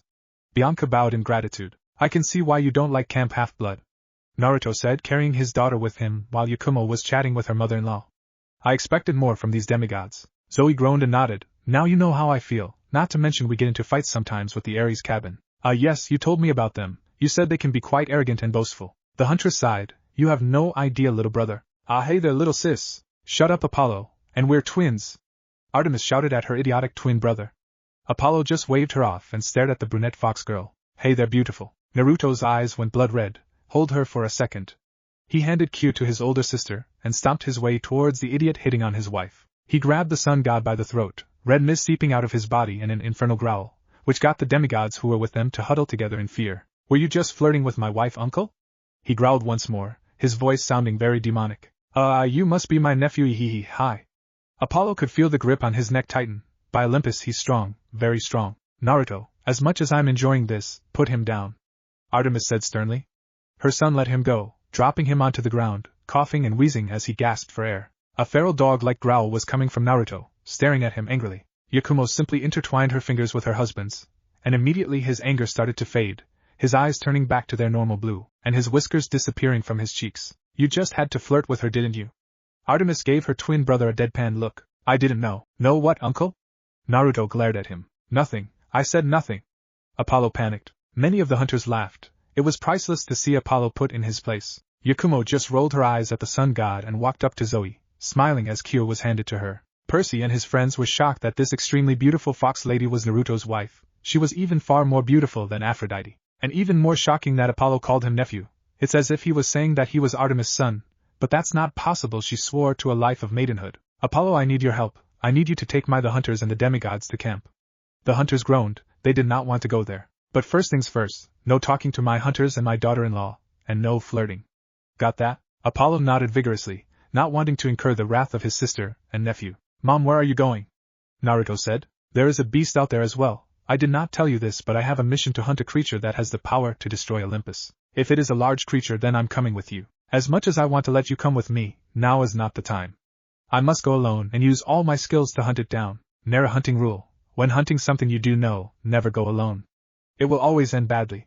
I am not letting you go alone, Mom. Naruto's eyes were determined. He was not taking no for an answer. Besides, you wanted to see me in action. Well, here's your chance. He definitely is your son, Artie. He has your determination. Apollo chuckled. Artemis sighed. Apollo was right, her son does have her determination. She sighed but smiled at him. I wish you hadn't inherited my determination. Very well, you may come. Naruto smiled and turned to glare at Apollo. Flirt with my wife again, and you will die, I promise you that. Apollo gulped and nodded nervously as the hunters snickered. Yakumo gave her husband a passionate kiss that got the girls and even some of the hunters to blush in embarrassment at the scene. Stay safe, my love. I will, he replied, before handing her the ring of Shadowmourne. She was about to protest before getting another kiss from him. There was just no argument to that. He then turned to the feline. You and Storm will take care of them, okay? Yoshi nodded and meowed, giving him a salute. With that, the mother and son left, leaving the demigods and hunters with Apollo and his chariot. Apollo's chariot then turned into a bus. He commented on the fact that Yakumo's brown hair was somewhat similar to Artemis' auburn hair. Naruto must have the same taste in women. He chuckled. Alright everyone. Next stop, Long Island. Who wants to drive? Yakumo twisted the ring and out came Shadowmourne in all its terrifying glory. She held it out like it weighed nothing and pointed it to Apollo's neck. You will drive, and because there is a baby on board, you will drive safely, she said in a very sweet tone. Apollo gulped once more, nodded in a panic. Yep, Naruto had the same taste in women as his father. Yoshi sat in the back with the rest of the hunters and Yakumo. He took out a rattle that Kyo absolutely loved and shook it, causing the baby to make a cute sound. Percy gawked at the cat. Walking cat, intelligent cat. He just could not process it. By the gods, a walking cat. Why is there a walking cat with them? Annabeth couldn't stop staring at the feline. It was something she had never seen before. As a daughter of Athena, she must know where they're from, what do they do, their diets, their behavior, their skills. She must know. Yoshi just sat there, unaware of the daughter of Athena wanting to know everything about his kind, shaking the rattle as the 1-year-old Hanyu laughed and clapped her hands, watching the family feline shake her favorite noise-making toy. Yoshi meowed at Yakumo, to which she smiled at the feline and patted him on the head. I know, Yoshi. I'm sure they're fine, they'll be back in no time. Annabeth's jaw dropped. Yakumo understood what the cat was saying. Yakumo looked out the window and hoped her husband and mother-in-law are well, and that their hunt goes well without any problems. Zoe placed a hand on her shoulder, smiling at her in reassurance that everything will be fine. On their way to Long Island, where Camp Half-Blood, it suddenly started to rain, thunder rumbling in the distance. Apollo began to worry that the thunder was not his father Zeus doing. Something else is out there. So what are we after exactly? It's called the Alpha-Taurus, a half-cow half-serpent that can grant the power to destroy Olympus to anyone who burns its entrails. That sparked Naruto's interest. The power to destroy Olympus, the power to destroy Zeus. A certain gleam was evident in his eyes, the type of look wanting to kill. Artemis looked at his son with worry. Immediately she regretted telling him about the Alpha-Taurus. I know what you're thinking, Naruto. I know you want to kill my father for passing that law. Just let it go. I don't want you waging war against Olympus only to get my only child killed. He passed a law that prevents gods from raising their demigod children, expecting a demigod child to understand a child. He snarled, clenching his fists. He is nothing but a paranoid and shameless man who blames the children instead of the parents for their blunders. He even has the audacity to demand loyalty from them when he deserves none. He scoffed. Your father is nothing but a pompous, senile old fool. Artemis smiled. She was glad that he grew up to be a fine man, but also worried for him. He was letting his anger towards Zeus get to him. She inwardly sighed. It seems that he inherited her temper as well. They then stopped when Naruto began to stiffen. His body began to tremble. Naruto, what is it? Something is out there. They then drew their bows, Naruto inserting a poison coating onto his bow and readied an arrow. Something powerful, that was the feeling Naruto felt, and he did not like it one bit. It then started to rain, and then came the sound of a deafening roar in the distance. Artemis, for the first time in her life, could see the fear in her son's eyes. Whatever that roar was, Naruto knew it. Mom, we have to go back. Now you have no idea what had just arrived in this world. She heard his trembling voice. Just what could have possibly caused her son to shake in fear? Okay. Artemis nodded. They then made their exit, making their way to Camp Half-Blood. High above the skies over the Atlantic Ocean nearing New York, a large storm was approaching. The sky around it grew red like blood, its winds strong like no other storm before. The rain and winds of the storm were already touching the city of New York and the areas around it. We interrupt this program to bring you an update on the weather report. A large red storm is approaching New York. We advise all residents to stay indoors until the storm passes. The winds within the storm is said to be extremely strong at untold speeds. Once again, we please advise and urge everyone to stay indoors and stay safe. Bar all your windows to prevent the wind from entering your homes. The sheer size of this storm has never been seen before. According to our researchers, this is the largest storm ever recorded in existence. An unfortunate propeller airplane was flying through the storm, the pilot struggling to as the instruments in the plane went haywire. Below the plane, a large white serpent-like creature with fins flew below the plane, and then around it. The pilot could not believe his eyes at what he was seeing. The plane then entered the eye of the storm, as the pilot observed the beautiful creature fly above him, and then from within its mouth came a beam of air and water slicing through the plane's fuselage. The pilot screamed in terror as he plummeted down into the sea. There revealed the dragon in all its beauty and splendor, spreading his white wings and fins. He had a shining luminescence all over his chest and a crown of gold atop his head. It then let out a deafening roar, a roar so powerful all of New York and Olympus heard it. The true god of the heavens has arrived. Chapter 6, Exodus. Artemis and Naruto got back to Camp Half-Blood safely. Every camper were in a state of confusion as to what that roar was. Naruto! Yakumo called out, running to her husband with relief in her voice. Tears were welling in her eyes as he was in her embrace. I feared the worst when we heard that roar. I'm here, love, we're all right. He kissed her scalp and stroked it. A man with horse legs walked up to them, surprise in his face when he saw the son of Artemis. He composed himself and put up a smile. So you must be Naruto, son of Artemis, and you must be Chiron. The hunter nodded his head in greeting. Chiron nodded in return. Well, normally we would introduce you to everyone right now, but that roar earlier got everyone in a state of slight panic. Not to mention a huge storm is coming our way, and this storm is nothing we have seen before. Lord Zeus isn't even responsible for the storm. This was a shocker to Artemis. What? Father isn't responsible? No, it's not. Tell me, Chiron, is the sky around the storm red like blood? Naruto said, gaining everyone's attention. Yes, it is. Come, everyone is at the big house, you can tell us there. Everyone quiet down. We have a new addition, this is Naruto, son of Artemis. Chiron announced, gesturing the green-armored hunter who bowed at them. This got gasps and whispers from the demigods, shocked that Artemis would sire a son, and give up her maidenhood. Alright everyone, as you all know, a very loud roar was heard all throughout New York and Olympus, and a storm that is coming, that is not Zeus doing. Naruto here claims he knows what that roar is. Oh yeah? A son of Ares scoffed, what is it then? Naruto ignored the boy. His name is Amatsumigatsuchi, an ancient dragon from my world called Azeroth. It is a dragon far older than the Olympians, and possibly as old as some of your primordial gods. Artemis gasped. Along with the hunters and the campers, Yakumo tightened her hold on her daughter. Chiron looked at male hunter wide-eyed. A dragon from your world? Naruto nodded. Amatsumigatsuchi, also known as the god of the heavens, the storm dragon, and heaven's judgment. A year ago, me and 3 friends hunted it down. It was a nightmare. 1 year ago. Roar. Get down! Naruto screamed at his teammates, dodging the water and air beam from the elder dragon. Naruto rolled to the side and loosed another shot from his prominence bow. Rocco, you okay? The lancer wielding an agnactor lance nodded, panting, I am fine. Sora isn't though, she's bleeding bad. We have to get out of here. The elder dragon was enraged, letting loose a full blast of tornadoes at them, causing the hunters to take cover behind very sturdy rocks. You don't have to tell me twice, Naruto shouted in reply. He picked up the huntress, who had Yakumo slicers on her back. She was trying hard to stay awake.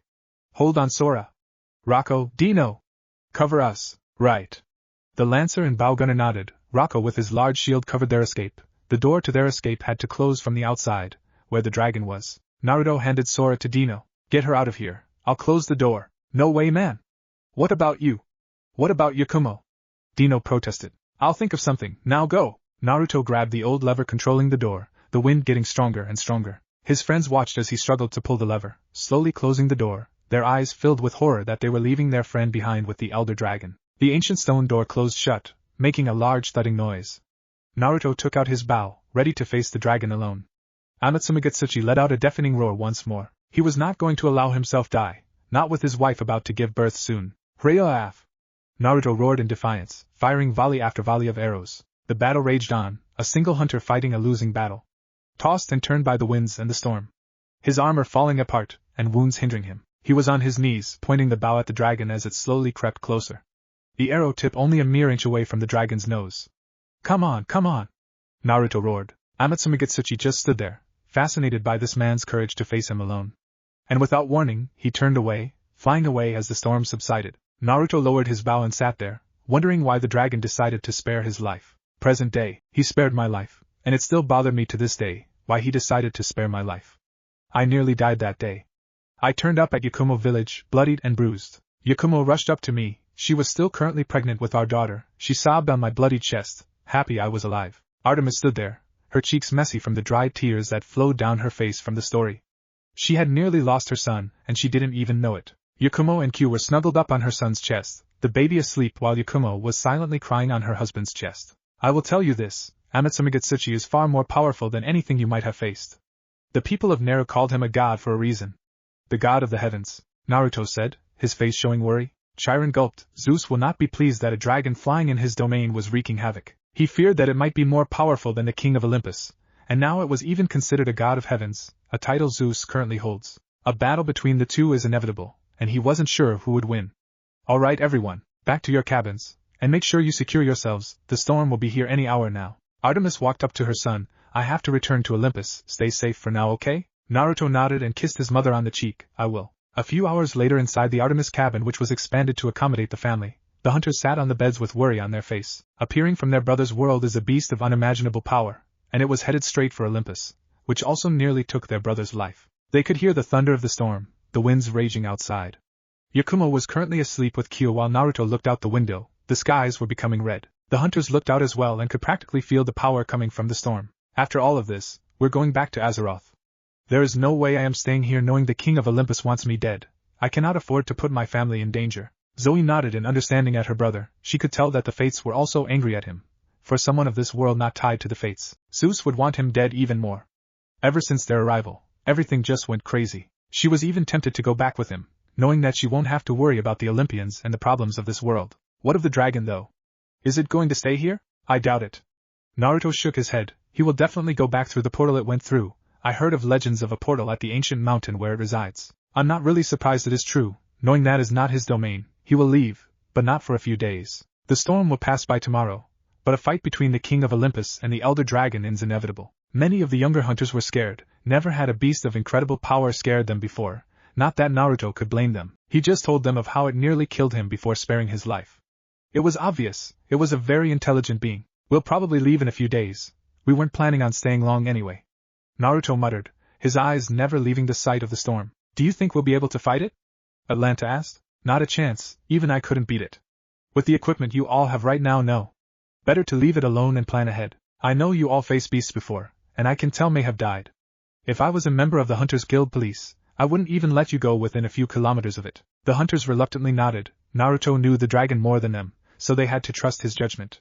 So Atlanta asked her next question, what's the Hunters Guild? You never told us about that. Naruto looked at them and smiled. They are the governing body of Naru. They have outposts on every village within the continents. They work alongside the Elder Dragon Observation to monitor every species of monsters. The guild has outposts in almost every small village, also being able to evacuate these small villages if there are imposing threats. They are actively trying to recruit as many hunters as it can. The guild is responsible for many duties, including maintaining the status of every hunter operating within guild territory. This is done through the guild card, a personal ID that is updated every time a hunter registers him/herself at a guild outpost. The guild also reserves the right of suspending a hunter's license if the circumstances are appropriate. He reached into one of pockets and handed Zoe his guild card. She looked at it and passed it on to her sisters, who also looked at it. That also signifies that I'm a citizen of Naru, as a hunter. There are also events when a single monster is too much for even the guild to handle. Therefore the guild would rally every nearby hunter in that area under a single banner and fight it. One such example is the Jen Morhen, which is native in the continent Yakumo is in. Another one is the Laoshan, but I've personally never seen it, seeing it is in another continent, which I haven't been to yet. He handed them his monster book, and turned to a page to where the Jen Morhen was. That's the Jen Morhen, an elder dragon that can literally swim through sand, so we built boats that could the same. Designed specifically to hunt it down. It's big, but not as powerful as the older dragons like the Amatsumagatsuchi or the White Fatalis. Turn to the next page, the White Fatalis is there. Phoebe nodded and turned the page. She widened her eyes for a bit, marveling at the beauty of the white dragon. The White Fatalis was slender, lightning shooting out of its body as it too had the power to control storms like the Amatsumagatsuchi. Yoshi walked in pulling a tray of drinks and sandwiches, stopping for a few moments to let them get their food and drink, muttering thanks to the feline. I forgot to mention, Yoshi is also an amazing cook. Naruto chuckled, scratching the back of his head. You know, the more you talk about your world, the more we want to actually go there, and possibly even live there instead of here. We're all demigods, and we are obliged to serve them. It's also the reason I joined the hunt. Lady Artemis was the only Olympian who was nice to us. Lady Hestia was also nice, but she isn't an Olympian. To be honest, I hate this world. It's given me nothing but pain and sorrow. Atlanta said the hunt was the only best thing that's ever happened to me. Naruto looked at her with sad eyes. He walked up to her and patted her on the head. How long have you been in the hunt? A few months. I'm only 10. Atlanta replied. I don't know who my godly parent is. I'm still unclaimed. The door opened, revealing Artemis with a look of sadness and horror. Mom, what's wrong? They found out about you. Your uncle Apollo is also the god of truths. My father was extremely enraged that you had no loyalty to Olympus. He wanted you dead, but I refused. In turn, as punishment for my defiance, I was stripped of my status as an Olympian.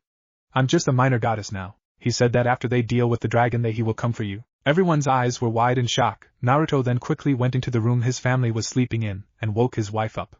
Naruto, what's wrong? Yakumo asked with worry. Pack your things and get Q, we're leaving now. Yakumo nodded, deciding not to ask any more questions after hearing the tone in his voice. Mom, what about you? I don't care, as long as I'm with you. Girls, looks like you get your wish after all. We're going to Azeroth. Artemis smiled at the hunters, at which they silently cheered. There was no way she was going to let Zeus use her hunters to hunt down her own son. Yoshi, get Storm and the cart ready. We're leaving right away.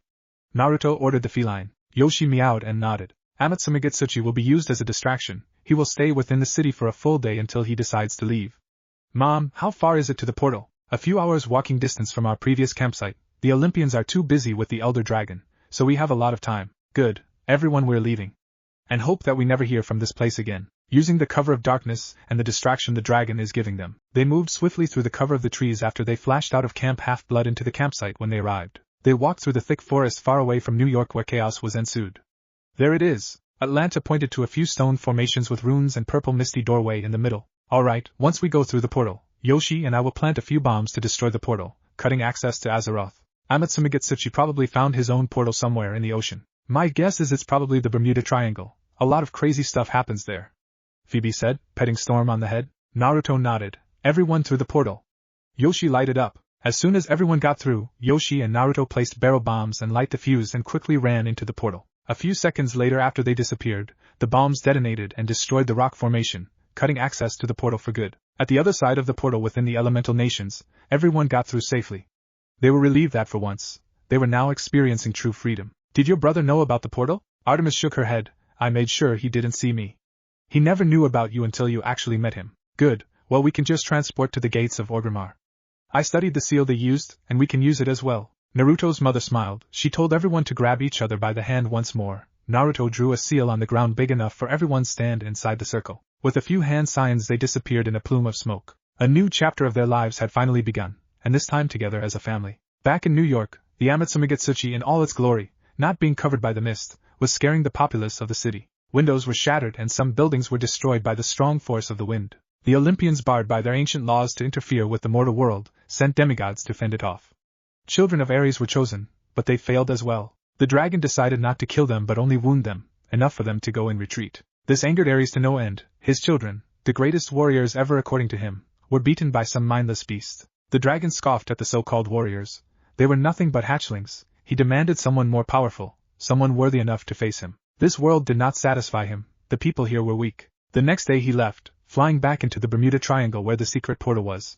As soon as he got back to his mountain in the continents of Neru, he guarded the place, forever watching the ancient portal to his world, waiting for someone worthy enough to finally challenge him. But he knew that will not be for a long time, so he closed it, barring the people of Earth access to the world of Azeroth, for they were unworthy of entering his world. At the back of his mind, he remembered that young hunter who braved him. Back at Olympus, confusion hit them. Artemis and her hunters were nowhere to be seen. Her son was also missing. Athena deduced that they most likely used the dragon as distraction to give them a chance to leave. As to where, they don't know. Once again, Zeus flew into one of his tantrums. I'm going to Nero already? But what about my 6 months of service? Naruto asked his father, wide-eyed in surprise. Konoha ninjas have not stopped coming to look for you, they have not started any incidences thankfully. But we are beginning to worry. Your retirement will have to go ahead of schedule to shield you from them. They thankfully do not know of the continents of Neru, therefore you will have to leave within the week before another set of Konoha ninjas arrive. Thrall smiled and placed a hand on his son's shoulder. You have done so much for the Horde in the past 6 years you have served my son, this is our gift to you. Live your life to the fullest from now on. Naruto smiled in return. I will, father, thank you. No, my son. Thank you. Chapter 7 New Home and First Hunt. 1 month later, Yukumo Mountains. It had been a month since they boarded a ship to the continents of Neru, a prosperous and lush land. Many foreigners called it paradise. A large wagon was being pulled by a gargwa bird wyvern, used by the people of Yukumo as livestock and beasts of burden. In the large wagon was a dozen girls huddled together asleep.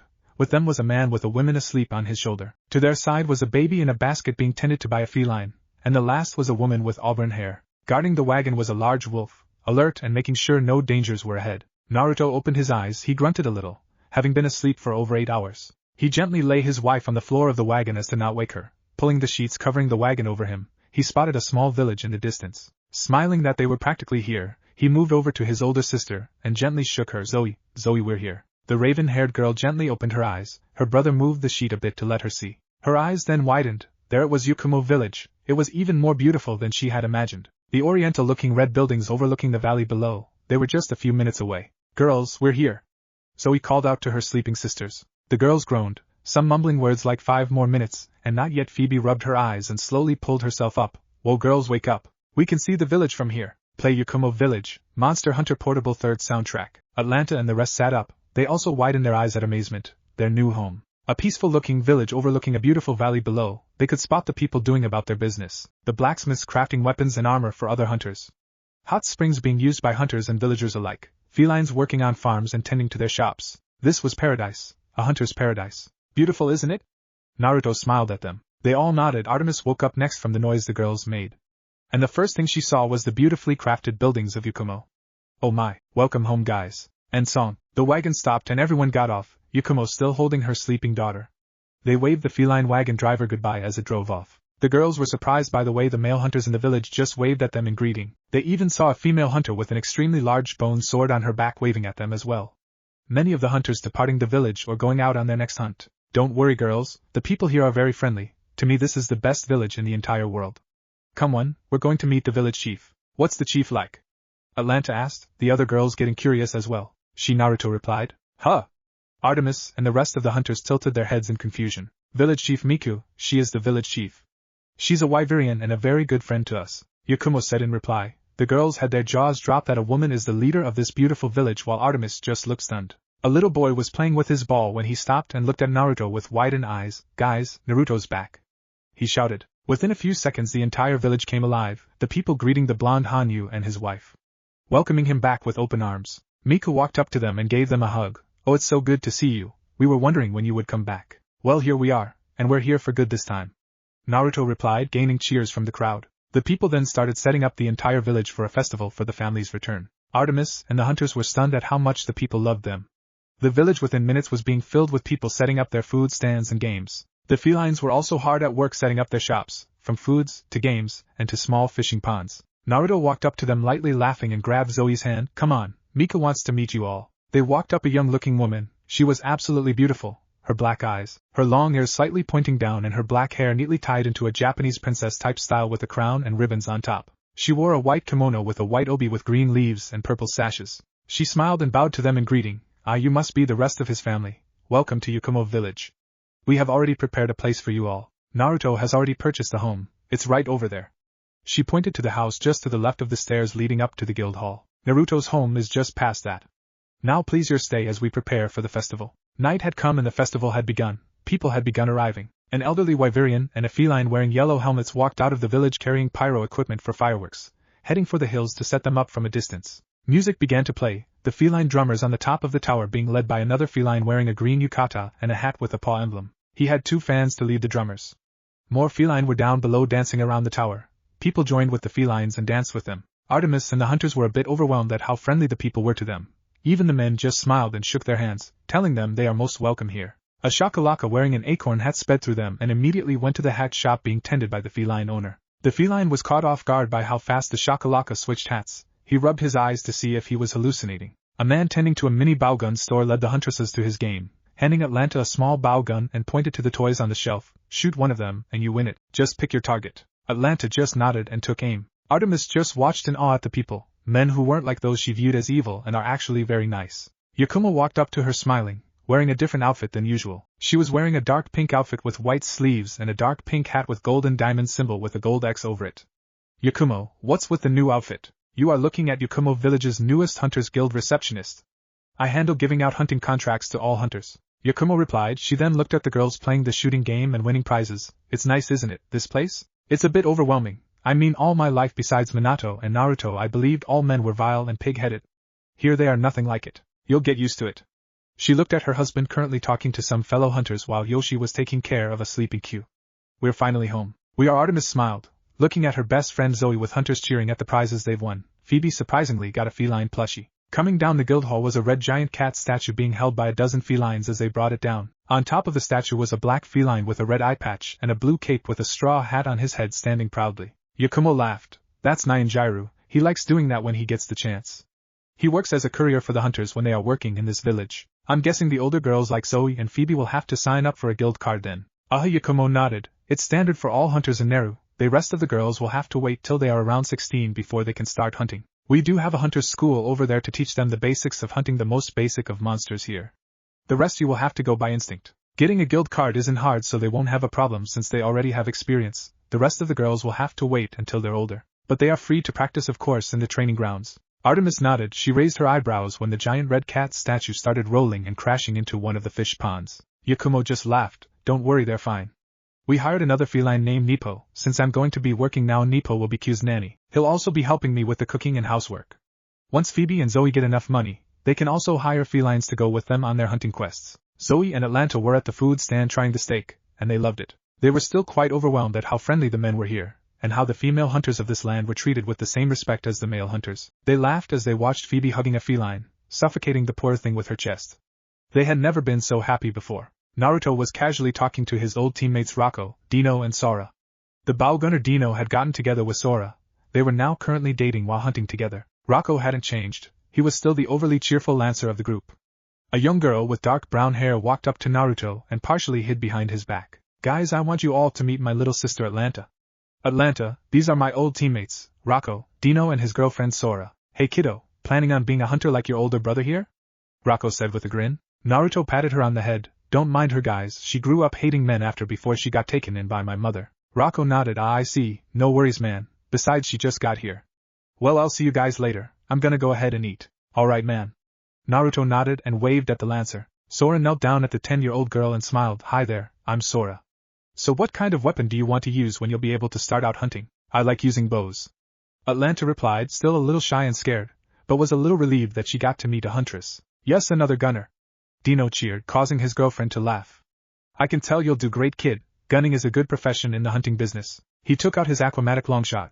This here is a bow gun, combination of a cannon and a crossbow. Instead of bolts it shoots slugs and other kinds of specialized ammunition. Might want to also give it a try later on, or maybe tell your other sisters, I'm sure they'll like it. Atlanta nodded, still being shy around the new people she is meeting. She was not used to talking to other people but her brother and sisters. Zoe and Phoebe approached them, a bit curious about the two hunters with their brother and sister. Dino grinned, putting his bow gun on the ground like a cane. Hey there, name's Dino and the girl wearing great jaggy armor and dual blades is my girlfriend Sora. You two must be Naruto's other sisters, am I correct? Seeing no answer from them, he sighed. Them too, huh? Yep, Naruto nodded solemnly. Give them time, they'll open up eventually. Alright, well if you're wondering what this thing is, this a bow gun, specifically it's called the aquamatic longshot, crafted from Rathian parts. Bow guns are one of the two weapons used by gunners like me and your brother. Phoebe was interested in the weapon, a cross between a gun and a bow. She had never seen anything like, and the one this man was wielding looked like a giant sniper rifle. Don't mind him, you two, he's obsessed with bow guns. I'm Sora, Dino's girlfriend and one of Naruto's old teammates. He told us about you during the hunt for the Elder Dragon. Zoe replied. Sora sighed. He told you that story, huh?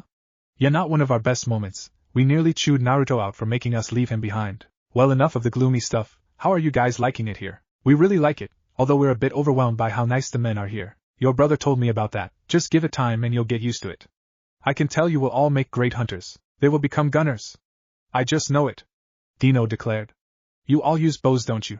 Zoe and Phoebe nodded, sweat dropping at his not-so-subtle personality. Yes.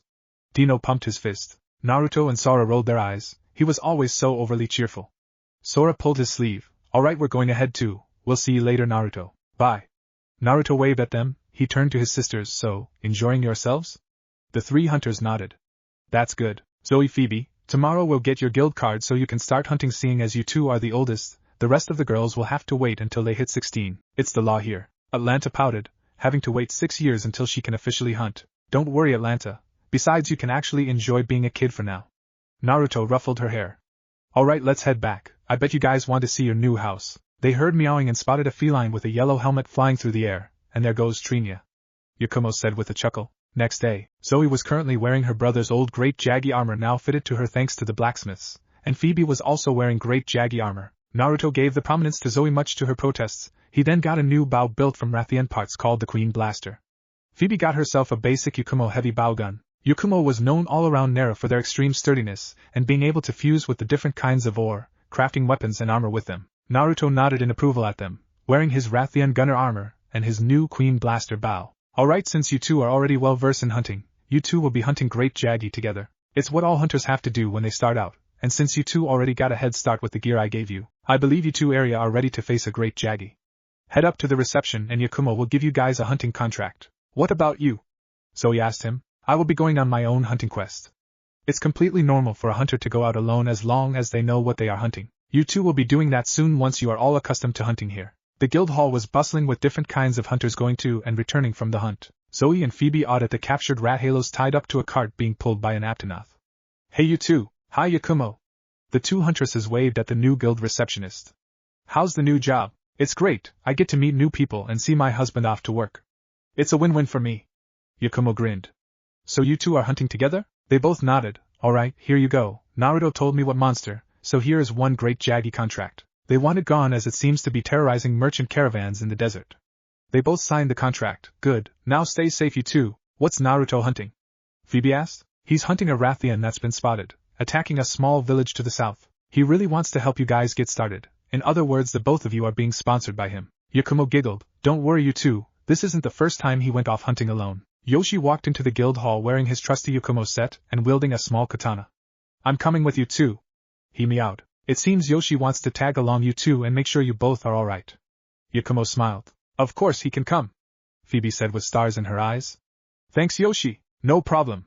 Yoshi meowed. I actually want to see how well you two do on your first hunt. Zoe smiled. Thanks Yoshi, we'll do our best. They were used to hunting in packs against a single prey, encircling their target until they go in for the kill, not the other way around. This is ridiculous. Phoebe fired another shot at the Jaggy pack, being led by their target the Great Jaggy. There's no end to them, they just keep coming, just keep shooting. Zoe shouted, firing off another arrow at the oncoming Jaggy, striking it right at the eye. Boom! Yoshi throws a barrel bomb at one of the Jaggies. Welcome to monster hunting you two. He shouted, taking out his katana and slashing another Jaggy's head clean off. Phoebe, keep shooting, I'm going straight for their alpha. If we take him down, they'll crumble. Right. Phoebe nodded while firing another volley of scattershot rounds at the pack. Zoe, throw a flash bomb. Yoshi ordered. Alright. She reached into one of her pockets and grabbed a yellow sphere. She threw it, and exploded as it landed on the ground, blinding and disorienting the entire pack and their alpha. Seeing her chance, she closed in and fired a volley of arrows at the Great Jaggy, one of them impaling its neck. The beast cried in pain and panicked as it fell to the ground. Zoe loosed another arrow and this time aimed for its chest, right at the heart. Seeing their leader die, the Jaggy pack scattered in fear. Just to make sure, Zoe stabbed the Great Jaggy with an arrow, using it like a dagger to make sure it really is dead. We did it. She sighed in relief. Thank goodness. Phoebe fell to her knees, feeling exhausted. Yoshi then gave them cold drinks to refresh them. Nice work you two, Yoshi congratulated them. Soon you will be hunting even bigger game. But first you two will have to get used to hunting like this. No kidding, I lost count on how many Jaggy we had to kill. Phoebe said, nursing the scratch on her leg she got from one of them. Zoe nodded. Indeed, but soon that will pass. We all have to start somewhere. You know, we're technically more than 1,000 years old. But then again we're also eternally 20 since we stop aging at that point thanks to Lady Artemis' blessing. Phoebe reminded her. Yes, but none of the people know that. Best that they not know either. We came to this world to start a new life. Let's not drag our pasts with it. Yeah, well, let's go grab a cart and bring our kill in before it starts to rot. Phoebe replied, standing up and stretching her arms. I really like this place. I do too, sister. This is nothing. Wait till you two get to hunt Jen Morhen later on. That's where the fun begins. Yoshi grinned. Chapter 8. The Giant Four-Legged Anglerfish. Naruto had just killed the Rathian. Having hunted them so many times, he had grown accustomed to learning how they behave, so hunting them was quite simple. With the Rathian dead, feline workers loaded it onto a cart and secured it for transport. He will be using this entire wyvern to sponsor his older sisters so that they could get better gear for their hunting. All they had to do was get used to hunting in these lands, as it was considerably different to the way hunted back at Earth. So they needed a lot of help to get started, and they were family. Family always helped one another. They would need better gear if they wanted to get up to speed. He smiled, proud of his work, as he watched the Aptonoths pull the cart away. He could not wait to get back home, specifically in the arms of his lovely wife. Zoe and Phoebe were greeted by their younger sisters, being bombarded with questions as to what their hunt was like. It was certainly different. I mean, being attacked by a pack of Jaggi was certainly something else. Phoebe nodded. Yeah, I mean, having to use different tools for a single hunt is definitely different to what we were used to doing. Now I really want to go hunting with you guys. Sorry, Atlanta, you're gonna have to wait 6 years before you are legally able to hunt. It's the law here. Phoebe chuckled, ruffling the younger girl's hair. Atlanta pouted, but then spotted her older brother walk in. I'm back. Yakumo walked out of the reception desk and gave him a welcome back kiss. Welcome back. Naruto smiled and returned the kiss. He looked at his sisters and grinned. So how was it? Different, but exciting. I can't wait to go on our next hunt. Zoe replied with a matching grin. Thanks to Lady Artemis, we were able to understand the feline language. Yoshi was a big help to us. That's good, but remember, he won't always be there for you since he also has other responsibilities. Don't worry though, soon you will be able to hire your own felines. Now come on, I bet you're hungry from your hunt. So you hunted a Rathian alone? What is that like? Atlanta asked. Nothing special once I hunt them enough. I mean, I've been hunting wyverns for a while now, so it came to a point where it isn't anything special anymore. But they do bring in good money, so I can't complain. The blonde Hanyu replied, taking a bite from the steak. This is good steak, Nippo. The white-furred feline just gave him a thumbs up. So how was your day, love? Naruto asked his wife. Nothing special, just giving out contracts to different hunters. Trinya of course went out on his usual treasure hunting. Yakumo replied. Q of course was with me at work, gaining a lot of attention from the girls working there. Even some of hunters stopped for a while met her. Naruto smiled. How about you, Mom? Still adjusting with the girls, they did go down to the firing range and practice their archery. The teachers there were really impressed with their archery. He was short, elderly wyverian. That's my old mentor Kanbo, but everyone just calls him old man. Naruto chuckled. He taught me everything that is to know about hunting. Artemis raised her eyebrows in surprise. She never expected that old wyverian taught her son how to hunt. She smiled in the end and continued eating her meal. They continued on eating and talking about their day. They felt truly at home. What do you mean he no longer lives here? Where is he? A pink-haired young woman screeched at the war chief. The Konoha ninjas have returned, hoping to convince Naruto to come back to Konoha once more. As I said, girl, he no longer lives here. He has retired and moved to a location we will not tell you. He finally gets to live his life in peace. We will not you people be an obstacle.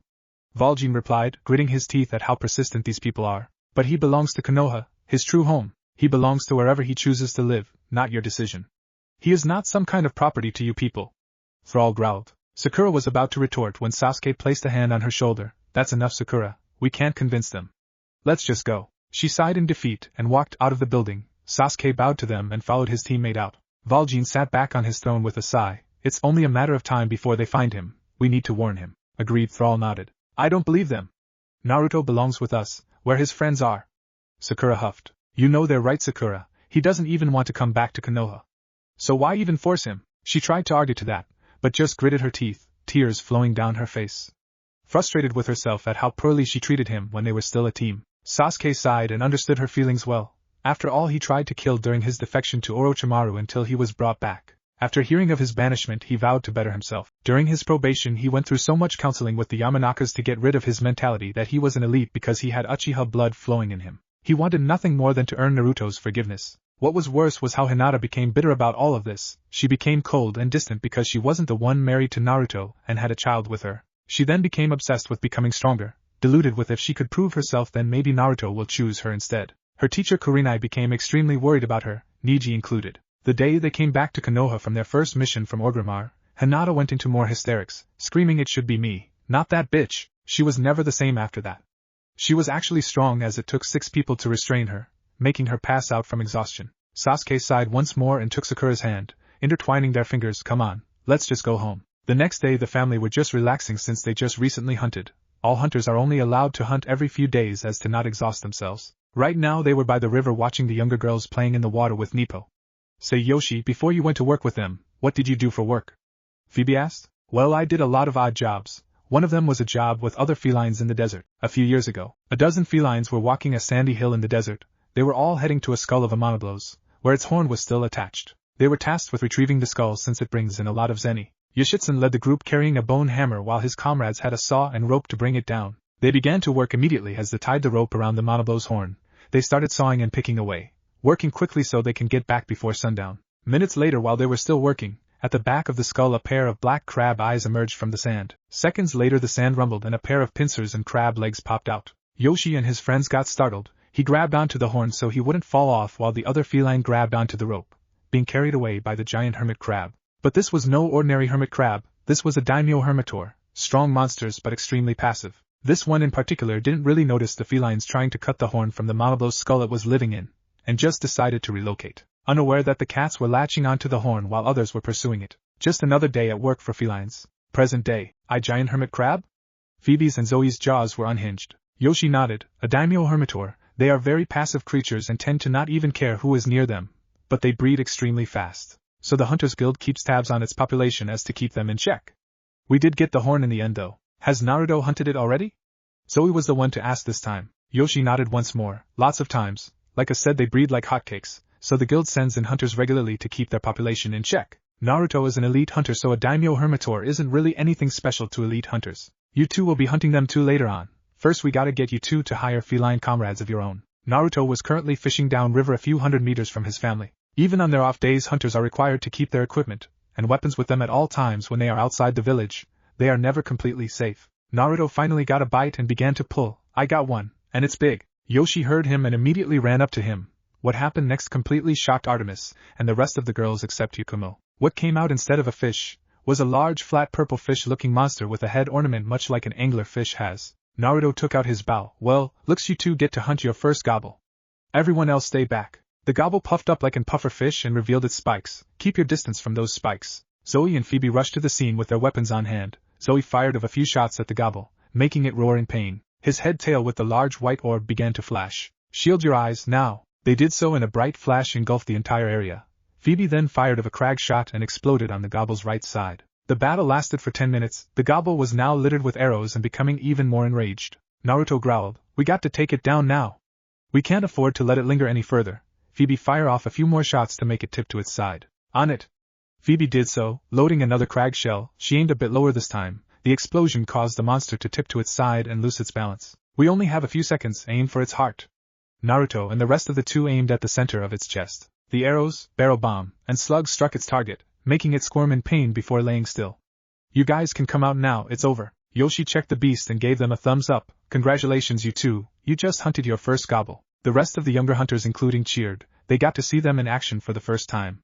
Artemis was proud of them, working together to take down their prey. They decided to head home so they could celebrate another successful but unexpected hunt. Trinio was on his daily treasure hunting in the Great Desert, picking through rocks in one of the few caves that housed all different kinds of ore and gems. He wanted to see what he could find and hopefully sell them back at Yukumo. The yellow-helmeted feline then heard a loud roar from outside the cave. He ran out to see what that noise was, and lo and behold, a large elder dragon emerged from the sands in the distance, two large tusks. What was different was the violet, or covering its upper body. Trinio just spotted a lot of valuable, or on this variant of Jen Morhen. Grabbing his stuff and the gems and ore he collected, he got back to his little sand boat and sailed towards the elder dragon, intending to brave it, and hoping to see what treasures he could find on that elder dragon. Chapter 9. Loch Lac City and the Great Mountain Dragon. 3 months later, the guild hall was packed. The sighting of a halogen Morhen coming for Loch Lac City got the Hunters Guild on high alert. Naruto was with his two older sisters signing up for the mission as they will be heading down to the Great Desert to board a hunting ship. Yukumo was now currently hugging her husband, bidding him a safe journey. I'll be back before you know it, okay? Yukumo nodded. She gave him one more kiss and watched him walk out the door with his sisters. 1 day later, the hunting ship was on its way to Loch Lac City, joining other ships for the hunt of the massive elder dragon. The ship's captain was scanning the horizon for their target. He then spotted a school of Delex swimming on the sand in the distance. Delex at our 10 o'clock, the captain shouted. The rest of the crew roared, excited for their hunt. Zoe, Phoebe, get ready! Naruto screamed as he manned the ballista. Play Jen Morhen theme. The two girls nodded and readied their weapons. Other crew members began delivering cannonballs for the cannons. And then it came like a whale in an ocean, jumping over one of the ships with a loud roar. Zoe and Phoebe, having never seen one before, had their jaws drop at the sheer size of the beast flying over them and back into the sand. Focus, you two, we're in for it now, Naruto ordered. They recomposed themselves and readied their weapons, Watching the other ships close in, Naruto was the first to fire the ballista binder, hooking the harpoon onto the beast, followed by other harpoons from their ship and others. Cannons! Fire! The captain ordered. All ships opened fire at the great mountain dragon, littering it with arrows, shells and harpoons. Their ship got closer and gave Naruto and the other hunters to climb onto the ship. Zoe and Phoebe decided to stay on board the ship as they were not experienced enough to do something like that. They watched, amazed at their younger brother getting on top of the giant dragon and made his way to the beast's head, pouring arrows onto its tusks, attempting to break them. Naruto slapped on a power coating on his queen blaster and poured so much arrows on the dragon's tusk. A few seconds later, the power-coated arrows broke the first tusk. Naruto was sent flying, thankfully back onto the ship as he caught a rope. He got back onto the ship's deck and grinned at his sisters who were stunned at what he did. Keep firing, you two, we're gonna get him today. The crew roared in agreement, continuously firing the cannons and ballistae. The Jen Morhen roared in pain from the multiple wounds inflicted upon it as the hunt went on for 2 hours on the sand sea. Captain? We're approaching the walls of the city. Alright people, prepare for defensive emplacements. The dragon looked so big when they were in the sand sea, but now it looked even bigger on the hard sands by the city barrier. The girls felt the thump of the elder dragon's footsteps, looking at the magnificent beast's figure get bigger and bigger. Stay focused, you two. I don't want this first Jen Morhen hunt to be your last. The captain told the two sisters. Both of them nodded dumbly, a bit taken aback by a man worried for their well-being. The other hunting ships formed a wall blockading the entrance to Lock Lac City. Zoe and Phoebe were nervous. Of all the beasts and monsters they have hunted during their time with Artemis Hunt, they have never hunted something this big before. Naruto placed a hand on their shoulders, giving them a reassuring smile. Let's do this, you two. Here it comes. A hunter called out, pointing to the enclosing mountain dragon. Ballistae and cannons ready. Hunters, ready your weapons. We take it down today. Naruto roared, pumping his fist into the air. The other hunters from the other ships roared in agreement. Male and female hunters taking out their great swords, long swords, sword and shields, bows, bow guns, hunting horns, lances, switch axes, charged blades and insect glaives. Today they take it down. Jen Morhen is within firing range. Fire! A torrent of cannons and harpoons were loosed upon the great mountain dragon. Naruto and his sisters loosed their arrows and bow gun shells at the oncoming beast. Hey guys! A voice came from the other ships, and spotted a red-haired huntress with dual swords. Sora, you're here! Zoe smiled and waved at her. Where's your bow gunner? Naruto asked as he loosed another arrow. He's back at the ship firing his bow gun and preaching at how gunners are the best. Sora rolled her eyes, chuckling. That's because we are, Phoebe declared. Sora looked at Phoebe with horror. No, not you two. The archer siblings laughed at her. Naruto was then the first to stop laughing and reminded them. Alright, enough of this, we got a dragon to slay. They all nodded and got back to work. Sora then ran up to her fellow sword-wielding hunters and began slashing the Jen's left leg. The Jen Morhen just kept on walking forward, doing a few sweep attacks that knocked a lot of hunters off their feet. Zoe, get on the Dragonator and wait for my signal, Naruto ordered. Zoe nodded and got to the front of the ship and picked up a pickaxe, waiting for her younger brother's signal. She was sweating hard now. The dragon crept closer and closer, pushing the hunters back. Others got knocked out and wounded from that last sweet attack. She watched her siblings fire at the dragon, trying to take it down. And then it got close to where the Jen Morhen was about to body slam the ship. Zoe, now! Naruto roared. And song, she slammed the tip of the pickaxe on the contraption, activating the giant spear attached to the ship.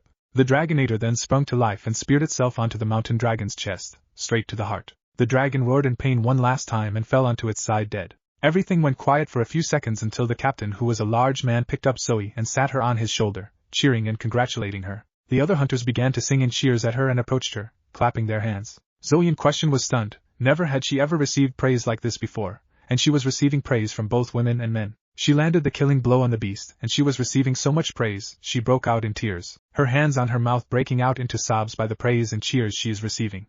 For the first time in her life, she felt so loved by the people around her. This is the first time she being praised like this. For the first time in her life, she doesn't know what to do with that, Phoebe said, a few tears leaving her eyes. It's a good feeling for her, that's what. She is just overwhelmed with praise. The captain then set her down on the ground and handed her a knife. As tradition, those who land the killing blow gets the first carve. Go ahead, Zoe, you earned it. Wiping her tears away, she smiled and nodded. She walked up to the beast's mouth and used the blade to pluck a tooth out. She raised the large tooth into the air, earning more cheers from the hunters and ship crew.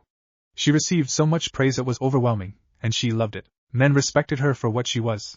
It was something she had never experienced. Naruto and Phoebe walked up to her and hugged her, congratulating her and patting her on the back. Night had come and the hunters then broke out the drinks and food, making their own celebrations while the festival continued on in Lock Lac. Music was playing around the large campfire by the dead dragon.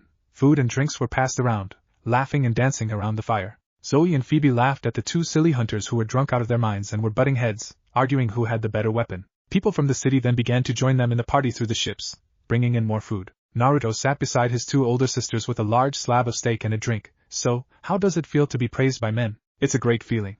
Zoe replied, and I want to do it again sometime. Naruto smiled at his sister, happy her views on men were changing for the better, and that it was all thanks to the people around them. Naruto spotted something coming out of the mouth of the hallowed Jen Morhen. What he saw made his jaw drop.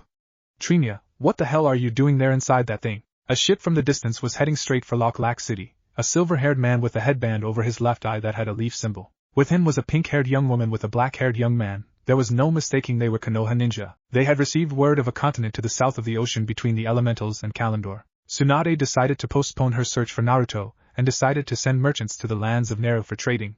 So they sent Team Kakashi and Team Guy. Wow, I bet the Sand siblings would love this place. I mean a sea of sand with boats sailing over them. Tenten smiled as she leaned over the boat. She spotted something from the distance. Guys, look. I think that's a dead dragon. Everyone moved over to where Tenten is and spotted the campfire by the dead giant dragon with violet crystals protruding from its back. Looks like they finally took it down. The captain of the ship cheered along with crew. Captain, what is that creature? Sakura asked. Oh, that's right, you people are not from Naru. That young lady is a hallowed Jen Morhen, an elder dragon native only to the Great Desert. The live-off-eating Delex. Every year we hold a festival whenever a Jen Morhen decides to pay a visit. The guild then sends hunters to either repel or slay it. This one in particular had a knack for getting away. Looks like his days were finally numbered. We'll be stopping there for now. Looks like there's a party going on. A ship approached them and stopped short of the Jen Morhen's tail. Naruto was just sitting there when he spotted the people getting. It was his old team from Konoha along with Team Guy. Oh no, they're here. Naruto muttered, loud enough for his sisters to hear. Zoe widened her eyes at the leaf headband she spotted. Especially that Kakashi person, who looks like to read porn books on a daily basis. Phoebe just had her bow gun ready while Zoe had her dagger with her. Their worries began to increase when they spotted them. Naruto stared at Sasuke while he stared back. The Uchiha approached them. Naruto. Naruto growled. Hey little buddy, you know this guy? The captain of his ship asked. Yeah, he tried to kill me one time. Naruto said. Everything went quiet. The hunters stared at the Uchiha, giving him a dirty look. They could tell these people were foreigners by the way they dressed. All the hunters gripped their weapons. They didn't like killing other people, but even they knew they had to defend a friend and fellow hunter. What are you people doing here? Naruto asked. We're just here escorting merchants. We didn't even think we would find you here. We thought you were somewhere else in Kalandor. Sasuke answered. Just so you know, he isn't coming back with you. His place is with his family. Zoe growled out, gaining nods of approval from her fellow hunters. And who are you to say that? Sakura sneered. His older sister. Zoe glared at her. I know you were with Lady Artemis, Naruto's mother. Kakashi widened his eyes in realization. This just got worse. Alright people, back to the party, no need for hostilities. The captain called out to everyone, before turning to the Konoha ninja. As for you three, we're watching you. The rest of you guys can join in. Yosh, you people are very youthful for slaying such a mighty beast. Guy cheered, pumping his fists into the air. Hi sensei, they are indeed youthful. I will later run 1,000 laps around the camp to improve my strength so I can slay mighty beast as well. That's the spirit, Lee. Guy sensei. Lee. Guy sensei. Lee. Guy sensei. Would you two cut it out? Tenten slammed them with a hammer, knocking them out cold. Sorry about that folks, they're always like this. Tenten gave them a nervous laugh. The hunters just stared, and then broke out in laughter in a matter of seconds, resuming their drinking and eating. Tenten then began talking to other hunters about their weapons. That's it. I want to live here and make awesome weapons. Do it. A hunter called out. You'll love it here in Lak. Yukumo village is better. Naruto shouted. No way, Lak is better. No fighting you two. Phoebe growled out loud. Yes ma'am. The two mumbled and sat back down, causing everyone to laugh once more. At the other side of the camp, Team Kakashi looked at Naruto, realizing they had never seen him this happy before. It was now impossible knowing that Lady Artemis hunters were with him. There was no chance of him coming back to Konoha now. They then watched a walking cat wearing a yellow helmet and goggles with a bottle of sake on his hand. Drunk and wobbling around the campfire. Come on Trinia, you can do it. The captain laughed. It was just hilarious how the feline was stuck inside the hallowed Jen Morhen for a whole 6 months and somehow survived. Mioa.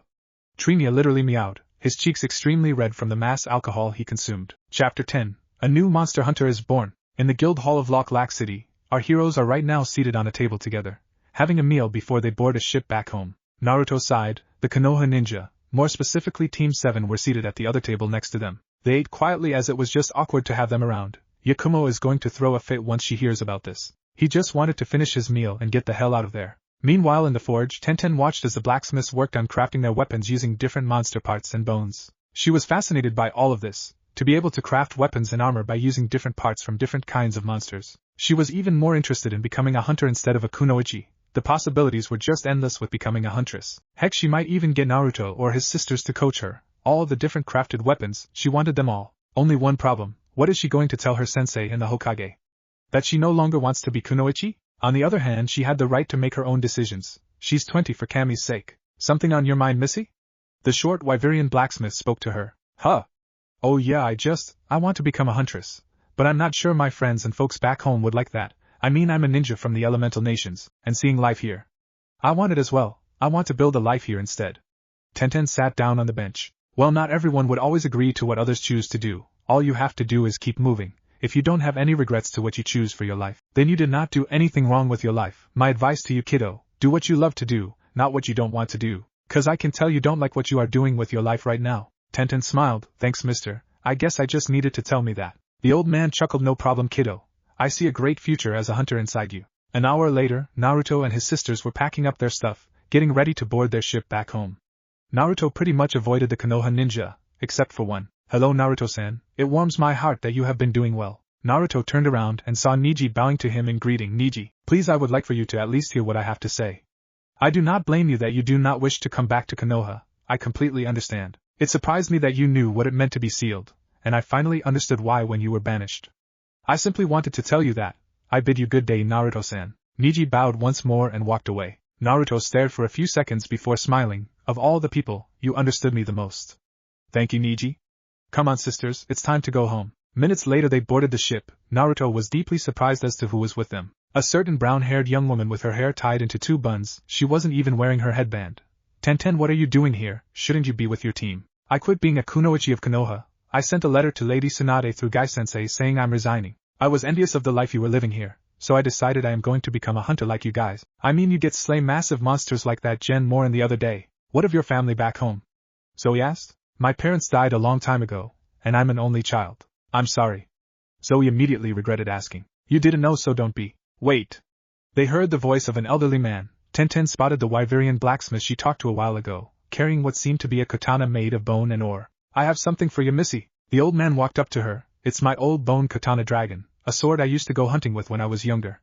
I want you to have it. Tenten widened her eyes and began to stutter. I can't. Now you listen to me, Missy. When I looked at you, I saw myself in you. And seeing that you want to start out hunting, it was only right that I give you my old sword. Besides, it's been collecting dust all these years. It needs a new home. I thank you, sir.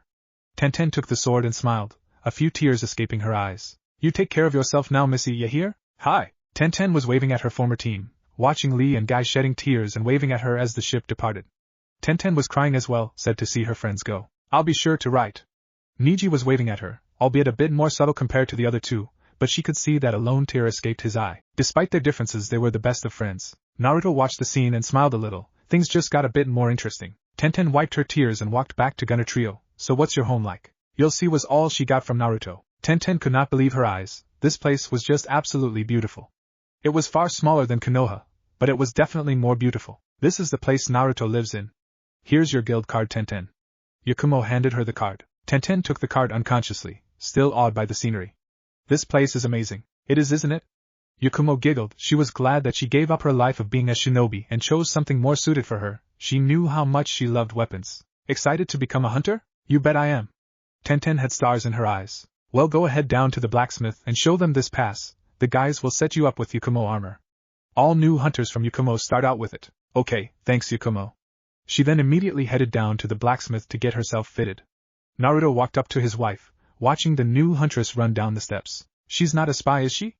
Yakumo asked him with worry. No, Zoe has a way to tell if people are lying or not, and Tenten here is genuine. Naruto reassured her. I guess she just got tired of the violent life of Konoha. Yakumo just nodded. I'm still worried though, about Team 7 specifically. What if they start trying to find you again? They'll have to go through the monsters first, and then Mom. Naruto personally has never seen her get angry, but he prayed he never go to experience that. He could tell it wasn't going to be pretty. Say kiddo, where'd you get the sword? The Wyverian blacksmith asked her. Oh, this? The blacksmith from Loch Lak gave it to me, saying I should have it. Is that right? The old man laughed. Haven't seen him in a long time. I used to be one of his teammates when we went hunting. Really? The blacksmith nodded. Yep, those were the days. Well, here you go. It doesn't look much, but it's sturdy stuff. Good luck out there, kiddo. I will thank you, sir. Tenten waved him goodbye and went back up the steps to the hunter's lodge where Naruto and his wife were waiting. She spotted a woman with auburn hair and silver eyes holding Naruto's daughter. She also noticed how much her face resembled Naruto's a bit. You must be Tenten, the auburn-haired woman greeted her. Yes, ma'am. My name's Artemis. I am Naruto's mother. Tenten slightly opened her eyes further. She then bowed to her in respect. You are Lady Artemis. An honor to meet you. Artemis just smiled. No need for such formalities, young one. Well, since we are now all acquainted, let's all get some dinner. It's getting dark. Bababa. Q shouted in her usual baby gibberish. Tenten was currently wrapped around a towel and enjoying the village's famous hot springs. She was surprised at first that the place was co-ed, then again it was no wonder that they had to wear a towel all the time. You're new here, aren't you? A voice came from her right, and spotted a black-haired man with gold eyes smiling at her while holding a bamboo cup with a drink in it. Name's Rocco. I'm a lance user and one of Naruto's hunting buddies. Oh, I'm Tenten. I'm from Konoha. I know, he told me. I'm surprised myself you decided to become a hunter. Yeah, you and me both. I was tired of the ninja life, honestly. Not to mention people there don't really appreciate female ninjas. Rocco grinned. Ah, well, you won't have to worry about that here. I mean, Naruto's sister was the one who landed the killing blow to a Jen Morhen. All hunters here are appreciated as long as you do your part. So when do you start your first hunt? Not for a few days. I'm just getting myself acquainted with the whole place. I mean, I just got here after all. That's good. Rocco nodded, then got an idea. Say, once you go on your first hunt, you don't mind if I tag along?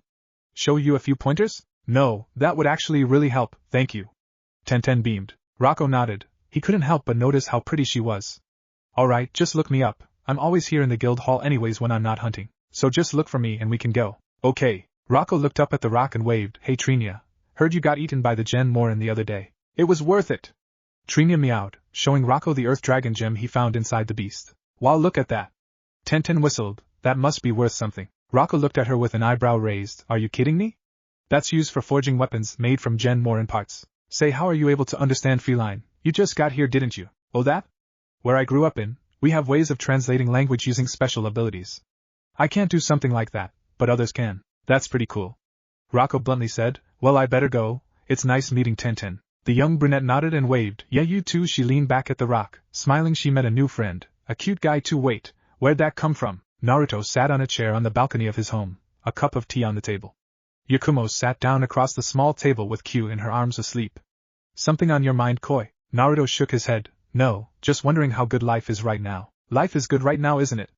Also, who would have thought Tenten would leave the shinobi life and come live here? The blonde Hanyu chuckled. You and me both, although it is going to upset the council back at Konoha. But I could care less what they think. Right now I'm just happy and content with our lives. Yakumo got up and placed the chair beside her husband's and sat back down, her head leaning on his shoulder. I love you, Naruto. And I love you, Yakumo. Do you think Tenten is going to need help on her first hunt? The man shook his head. I saw Rocco talking to her in the hot springs. I think she's got it covered. The huntresses were currently maintaining their weapons, Zoe smiling at the crimson-red bow Naruto gave her.